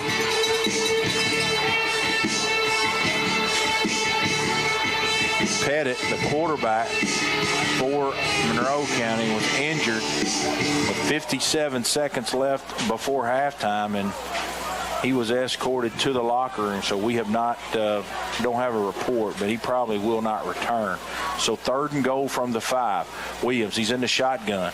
He's got Baxter back there with him. He's going to roll out to the right. He's looking to throw it, and he does throw it, and incomplete in the back of the end zone. They're going to say Aiden pushed him in the back in the end zone. So we got a flag. I didn't see it. It'd be half the distance. That's big. Because isn't this an automatic first down? Didn't we find that out the hard way a few years ago over at Casey County? I think. Yep, they just changed the down marker, first down. It's automatic first down. It's going to half the distance. So that's going to put I don't want to sit here and referee because it was in the far end zone as a rollout. He pushed him. And the official was right on top of it. So we got to go with what the guy says. It'd be 1st and goal from the 3.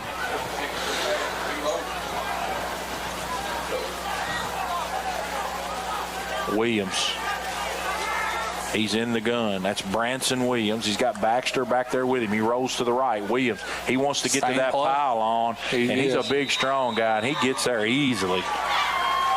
So Indian defense gives up a long drive and a touchdown after scoring on their first possession. They sure didn't help themselves either. 37-20. So hold the phones. A lot of football left. There's half the 3rd quarter, and still the 4th quarter to go.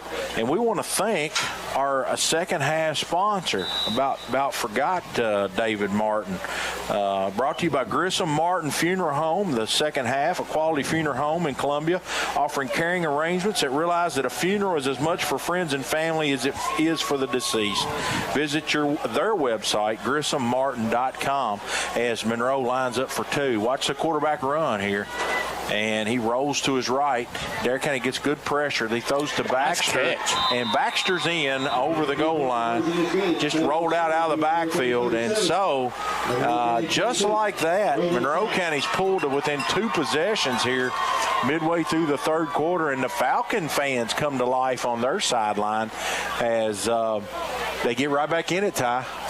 Yeah, and we've seen the Indians not do well with halftime leads. We've come out flat in a couple of games this year in the second half. So Indians need to wake up right here. Monroe County's not going away. Tough, hard-nosed football team, and they're going to fight till that final whistle blows. So we're going to keep it right here, and as we don't want to miss the kickoff action.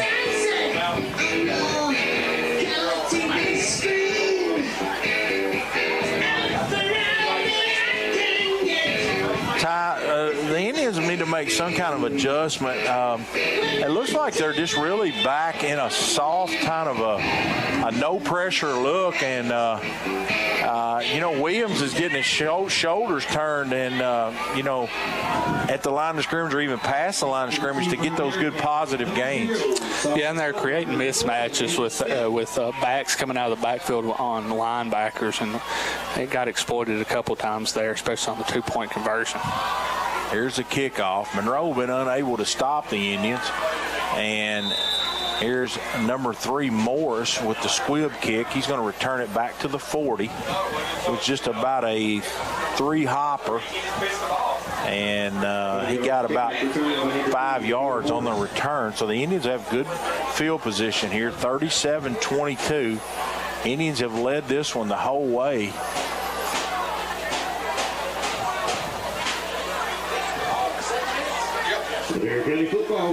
So that drive, they kept it for about 7 minutes. Monroe County. That's the one positive thing. They did score, but it ate a lot of time off that clock.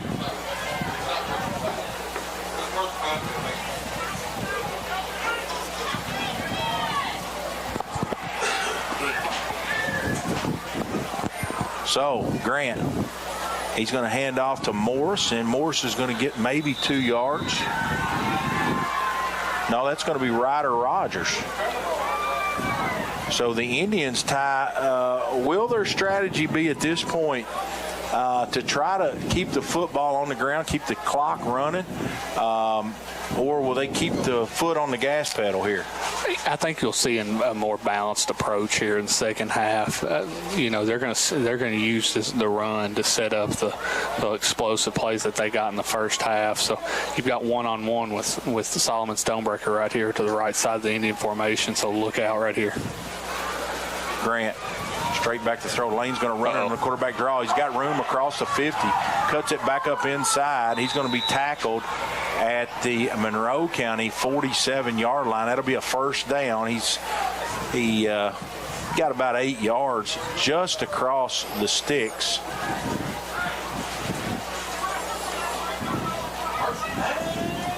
It's going to be a first down at Adair County. First downs tonight brought to you by Columbia Pharmacy.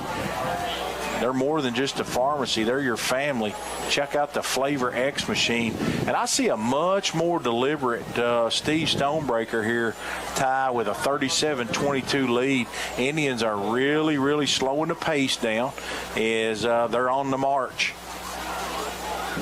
Here's a snap. Fakes to Rogers. He's around right in. Nice and block. Hayden Bennett pancaked somebody. Number 40. Gotta give my nephew a shout out right there, John. Hayden Bennett. I'm starting to see Hayden in the transition from growing as a lineman, starting to really want to just, really dominate that guy across from him rather than just finesse it. Really dominate it. Yeah. And proud of him. That was a pancake block right there. Freed Lane Grant up for a long run down to the 40-yard line. Here's Grant. Oh, they jumped. He's going to hand off to Rogers. Ryder's got a good hole across the 25-20, all the way down to the 15-yard line. Tackled by Monroe County's Williams, the quarterback. Branson Williams, but not after a good positive gain of about 20 yards. And John, you can see the running lanes are huge right now, and that's set up because of all the damage done through the air by the Indians in the first half. You can drive a truck through some of these holes right now. Here's a handoff to Rogers off right tackle. That's a good gain all the way down to the 5. It's going to be close to another first down. It's just been Monroe County. They haven't been able to stop Adair County tonight. Too many weapons. And I wouldn't say the defense has had a stellar performance, but kind of goes back to the hey, we're going to outscore you tonight. It's an old basketball philosophy. We're going to score more than you do. Yeah, and I was shocked, John, when we started throwing down the field. Monroe's been playing 2 high safeties for most of the season, and Lane Grant struggled with that against LaRue County. That's the only other team that's played 2 high safeties. But he made the adjustment. Coach Steve Stonebreaker made the adjustment in the game plan, and they must have saw something, and they've just ran right at it or passed right over it all night. Adair County's going to go timeout. That's a Kane Napa Auto Parts timeout. They're here in Columbia. They're your source for quality automotive parts for your car or truck. They also have stick tools, equipment, and many other items for cars, heavy-duty trucks, boats, RVs, and tractors. And our studio engineer, Austin Armstrong, he would want me to push this, but tonight's streaming brought to you by First and Farmers National Bank, banking that's reliably simple. Check out all their services on their website, firstandfarmers.com, and you can go to YouTube and search WAIN Radio, and you can watch the game on your device and listen to Ty and myself as we bring the audio coverage. And it's going to be a perfect scenario for the Indians as they are 2nd and 1 from the 6. So it's almost like a free play to get a new set of downs. And I would be very surprised if this is in the air, as the Indians have really been on the ground during this drive. He's got Ryder Rogers back there. He's going to hand to Ryder. Nice right up move, in the hole. Ryder. Touchdown, Ryder Rogers, as Monroe County whiffs. And he's right in behind Mason Koblentz in that up back position. And that's a Grace, a Wellness first down. And they're going to run out of fireworks. That's what I was getting ready to say. I've got a few bottle rockets there at home. I guess I could have my wife run them down here, but they're going to be out of fireworks here. I hope they brought enough. I don't know how many they buy at a time. So. And Smith on for the try. It's down. That's the best execution all night. It kicks long enough. That's got to be good, guys. That's right down there. And as the PA announcer exaggerates, it's good because Ty will have all the percentages after the game for you, but that's been a titanic struggle for the Indians tonight. We want to thank our second half sponsor, and that's Grissom Martin Funeral Home, GrissomMartin.com. And I know David and Kathy run a class act down there at Grissom Martin, and they've always supported Adair County Athletics, and we want to thank them for sponsoring the second half tonight. Touchdown sponsor, Breath of Grace Wellness. 11 years of experience, Breath of Grace Wellness. They're going to walk the journey with you. GraceofWellness.com, our touchdown sponsor. And Ty, been an explosion tonight, and we're still in the third quarter. Yeah, it's not over yet, John. And I still think Coach Stonebreaker's goal is to try to get running clock right here to get some of the young guys in. So I'd say we'll see the Indians pin their ears back on defense right here and try to get after this Falcon offense, who's struggled at times tonight, and other times we've made them look like world beaters. But it's been really Jekyll and Hyde on defense tonight so far. Oh, man. Here's a squib kick that tackle, guys. Wood is going to return back just short of midfield. And Ty, I'm taking nothing away from Aiden, but and I got a buddy, he's sitting there listening right now saying, quit talking about kicking field goals. But I'm talking about really, Adair County's had some guys in the past that could kick that ball deep to pin the other team back. Our defense, give them even more credit. The other team's taken over anywhere between the 35 and the 50 most times, which really results in a short field.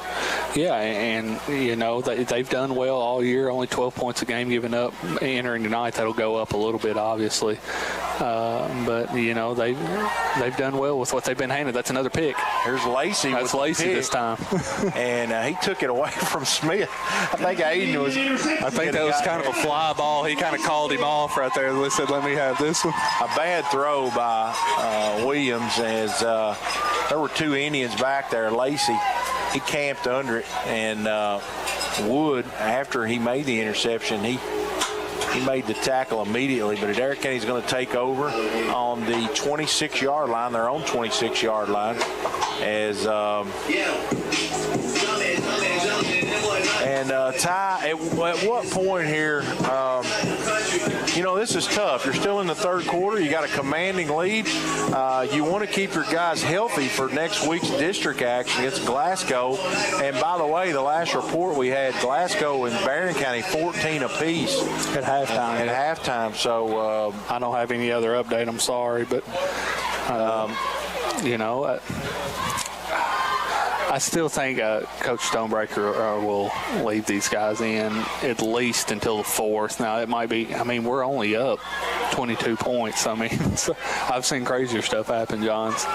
They're going to hand it to Stonebreaker on the end around, and Solomon's going to run it up inside. This young man, he loves contact. And that's a completion, John. A little shovel pass forward. It's not a handoff, so that's technically a reception right there. So it's going to go for about 3 yards as Solomon decided there wasn't anything outside, so he planted the foot and cut it back up inside. And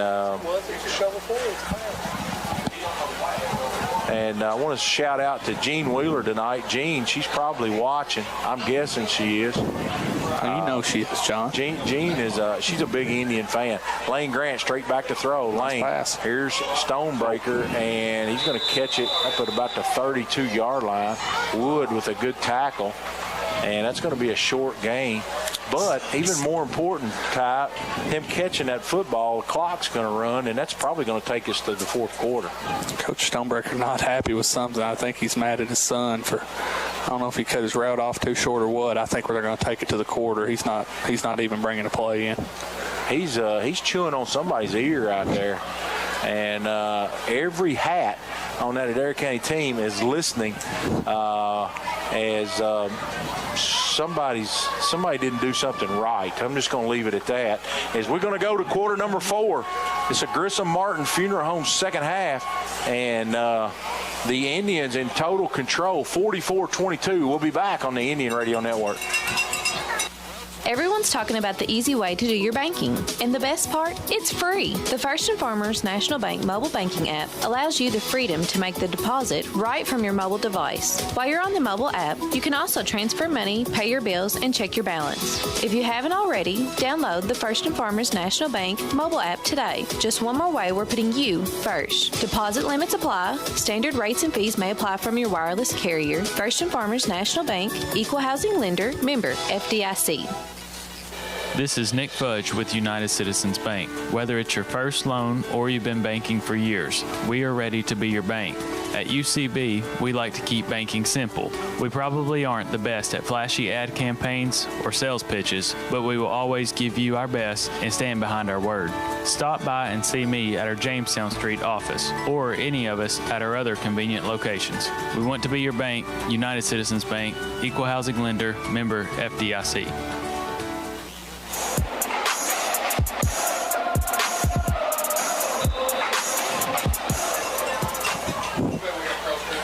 We're back here, WAIN 93.5. John Shelley, Ty Bennett, as the Indians have the football, and they're going to hand to Morris. And that was a good, strong run across the 35 to the 38-yard line. And that's going to move the chains on third down.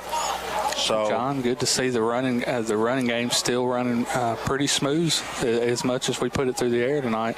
Every time you get a first down now, that's going to chew about 3 minutes off that clock. And we're just started quarter number 4. And again, go to WAIN YouTube. We have a channel, WAIN Radio. Grant, he fakes the wide receiver screen, comes back to the other side. It's a completion. Have to get you a number for first down yardage. I believe that's that's Lacey, I believe. No, that's Wilson. Yep, Dylan Wilson with the catch. From his tight end position. That might be the first catch he's had all year. Lane faked the screen to the left, and it was an interesting call. And he turned and threw a nice pass to Dylan for a first down. Ball spotted at midfield. Grant Straight back to throw. Lane. There's a little short pass that Stonebreaker's going to catch, and he's going to get right at the sticks. It'll depend on the spot. As you know, they have to respect Solomon's speed. And Ty, you mentioned earlier, that's that 8-yard completion that we kept wearing out at Franklin Simpson.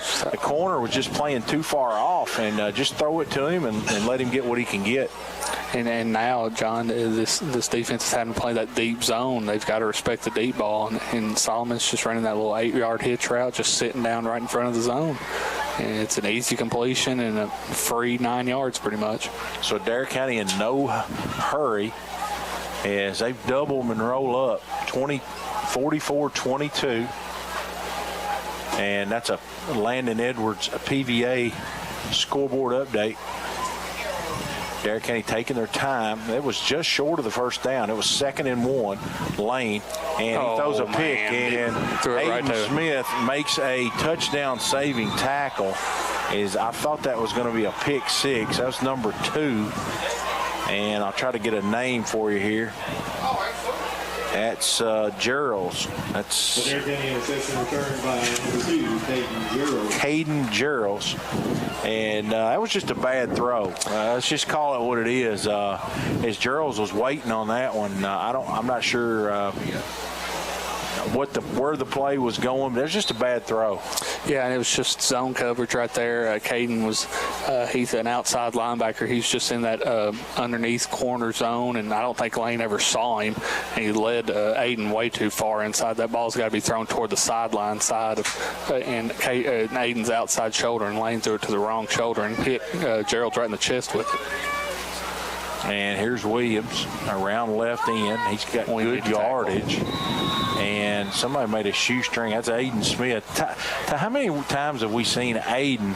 Really, he's the last guy. If he don't get him right there, that could have gone for a huge gain. I don't know about a touchdown, but and I keep thinking back to the play, the counter play that Franklin Simpson scored on last week, the old counter out of the wing tee where all the action went to the right, comes back left. Aiden, he had a shot. He was a shoestring. It was a shoestring attempt, but he just couldn't get there. Here's Williams. Ball's just inside the 30. They're driving. Williams, quarterback draw. And he's going to bend it around the left end. We don't have any container on that left side. It's a touchdown. And he's going to go in for the touchdown. That's that left side again.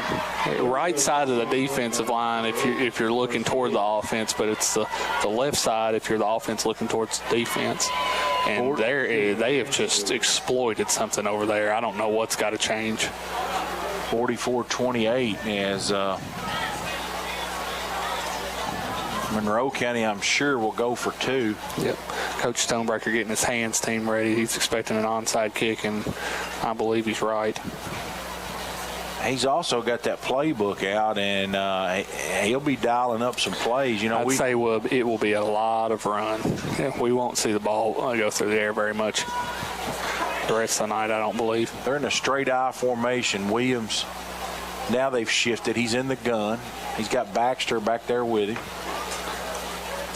And he rolls out to his right, and he throws a pass that's behind Baxter. That was the same play they ran on the last 2-point conversion, and it was open again. But Williams just threw it behind Baxter. Baxter made an acrobatic catch to catch it the last time, but not this time. It was too far behind him. And, it sounds like this game's over. That was a big try. No, it's far from over. That was a big try because now 2 touchdowns and 2 twos will only tie you. It's 44-28. Indians lead it. And it's been an offensive show. This one's went over the total tonight, 72 already with 8:40 to go. And I didn't hear what the total close at. I don't know. But, course, the sports betting will be go active online in the state of Kentucky on the 28th. And, of course, you obviously can't bet on high school sports, but college and pro sports. I know a lot of people are excited about that. It's college football, and last week pro football got started, and my Bengals didn't show up last week, so it'd be anxious to see. And they got a tough one this week. They get the Ravens this week, and the only way it would have been worse, John, if you were a Giants fan.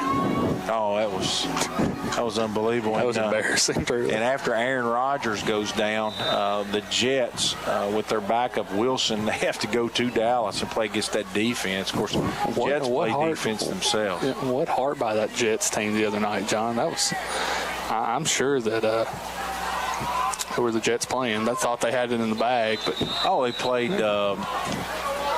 I'll think of it in just a second. It was a Sunday night game. I just went blank too. Monday night game, excuse me.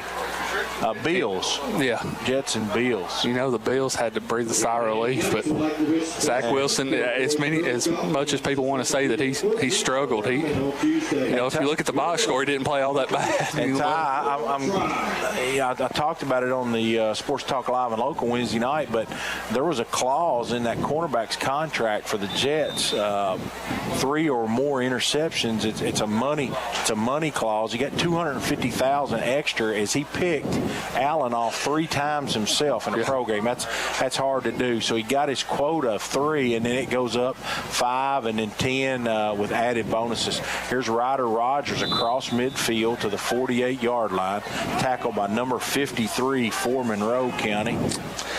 That's Cook. That's Caleb Cook.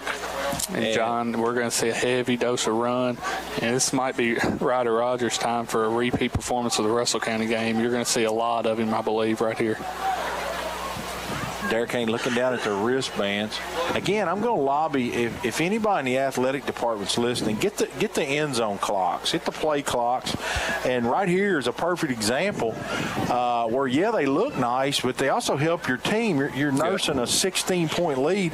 You don't want to snap the ball with more than 5 seconds, but we don't have the clocks in the end zone. It's just a financial obligation. So please get those.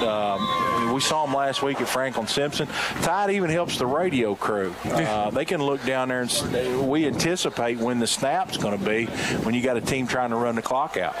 Yeah, and it'd be a lot easier for Lane Grant. And the Indians are chewing up as much of that clock as they can. Lane's staring at the back judge and waiting for him to hold up the 5 seconds to go signal on the game on the and that makes it tough, because when that guy throws a hand up, you've got 5 seconds, and that makes it on your linemen. They're trying to get lined up, so please get the play clocks.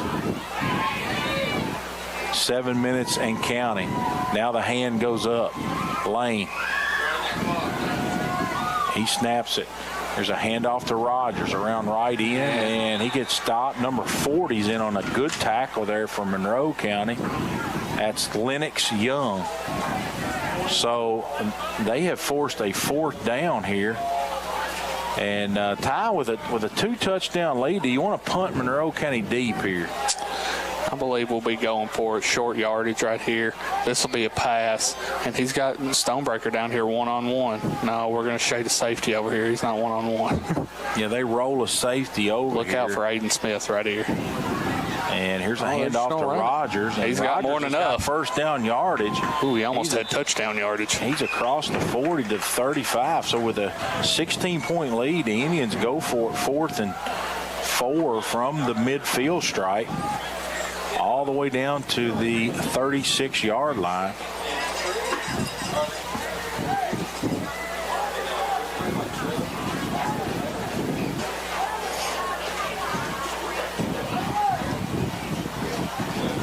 .548 in running.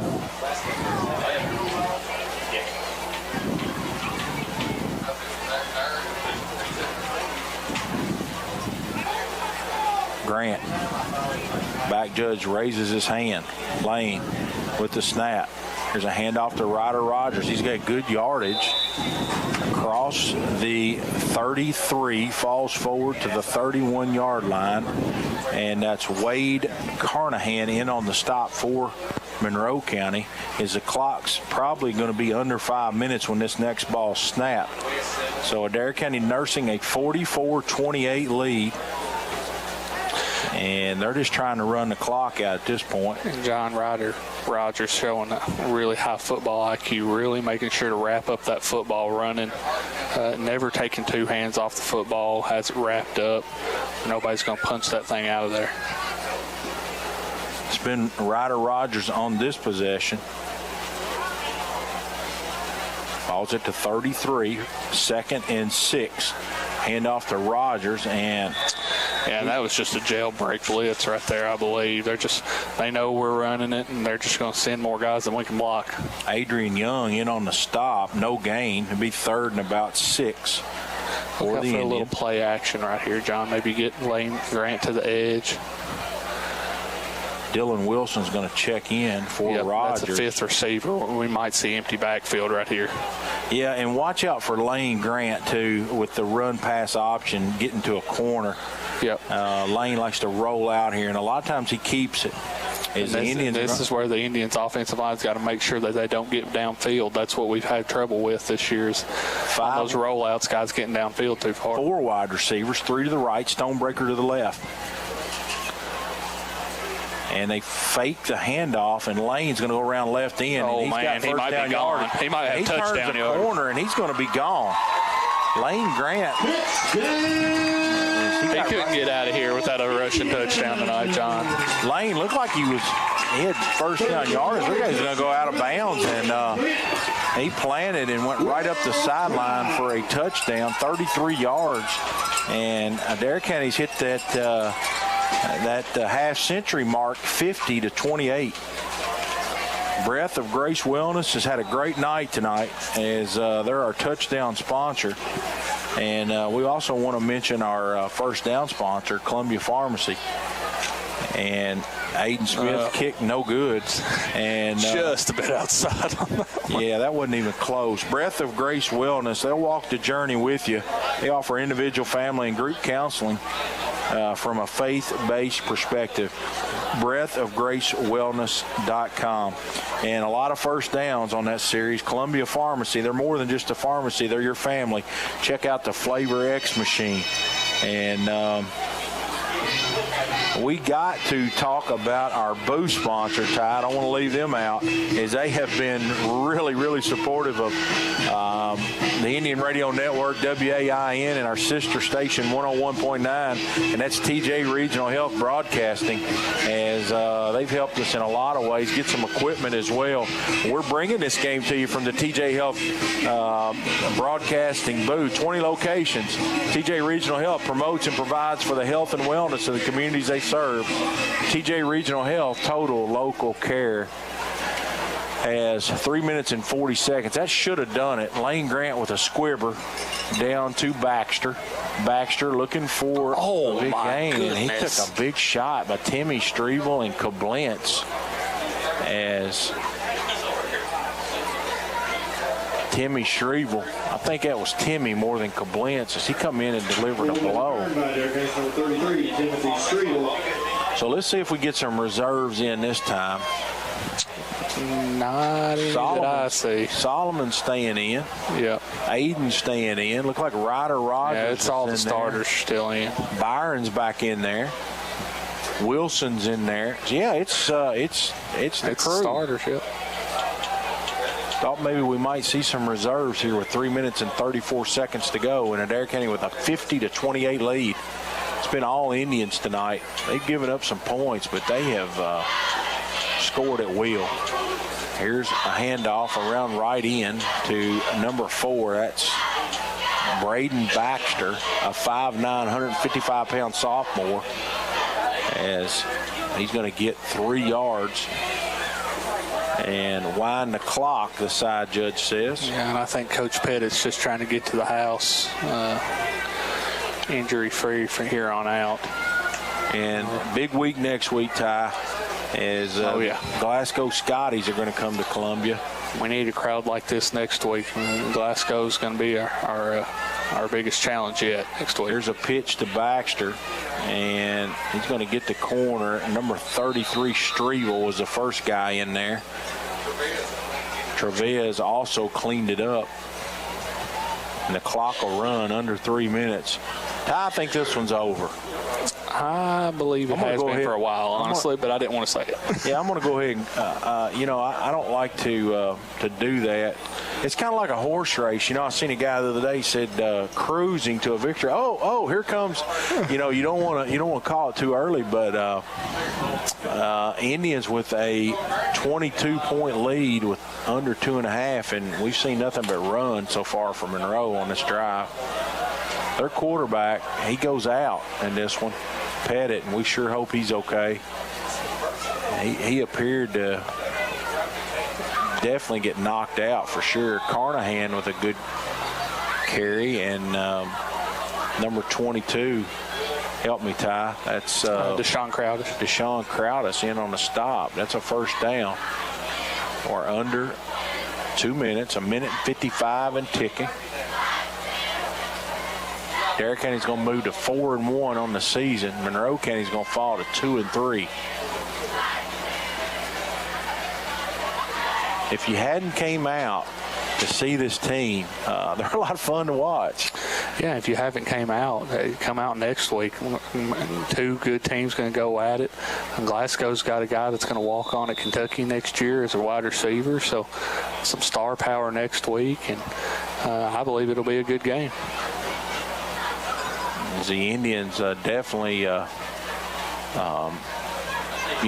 needed that one to be at home. Glasgow, a really good opponent. And, Glasgow beat this team 28-0. Of course, it's hard to know.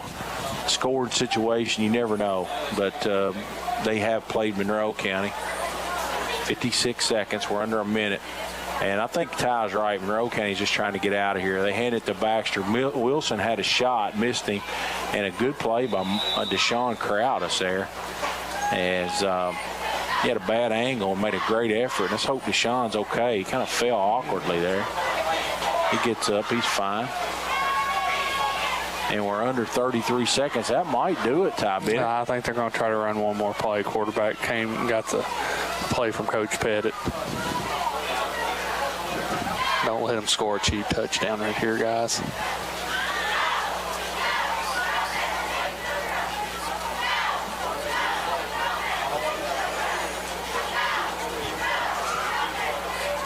They're in the straight eye formation. And we got a busted play. Yeah. Somebody went the wrong way. And that's going to do it. As Adair County defeats Monroe County 50-28. We're going to take about a 2-minute break. We come back, we'll have all the final game numbers for you. And we'll set the stage for next week with the Tim Hardwick, Don Franklin post-game show here on 93.5 Hot Country. Kentucky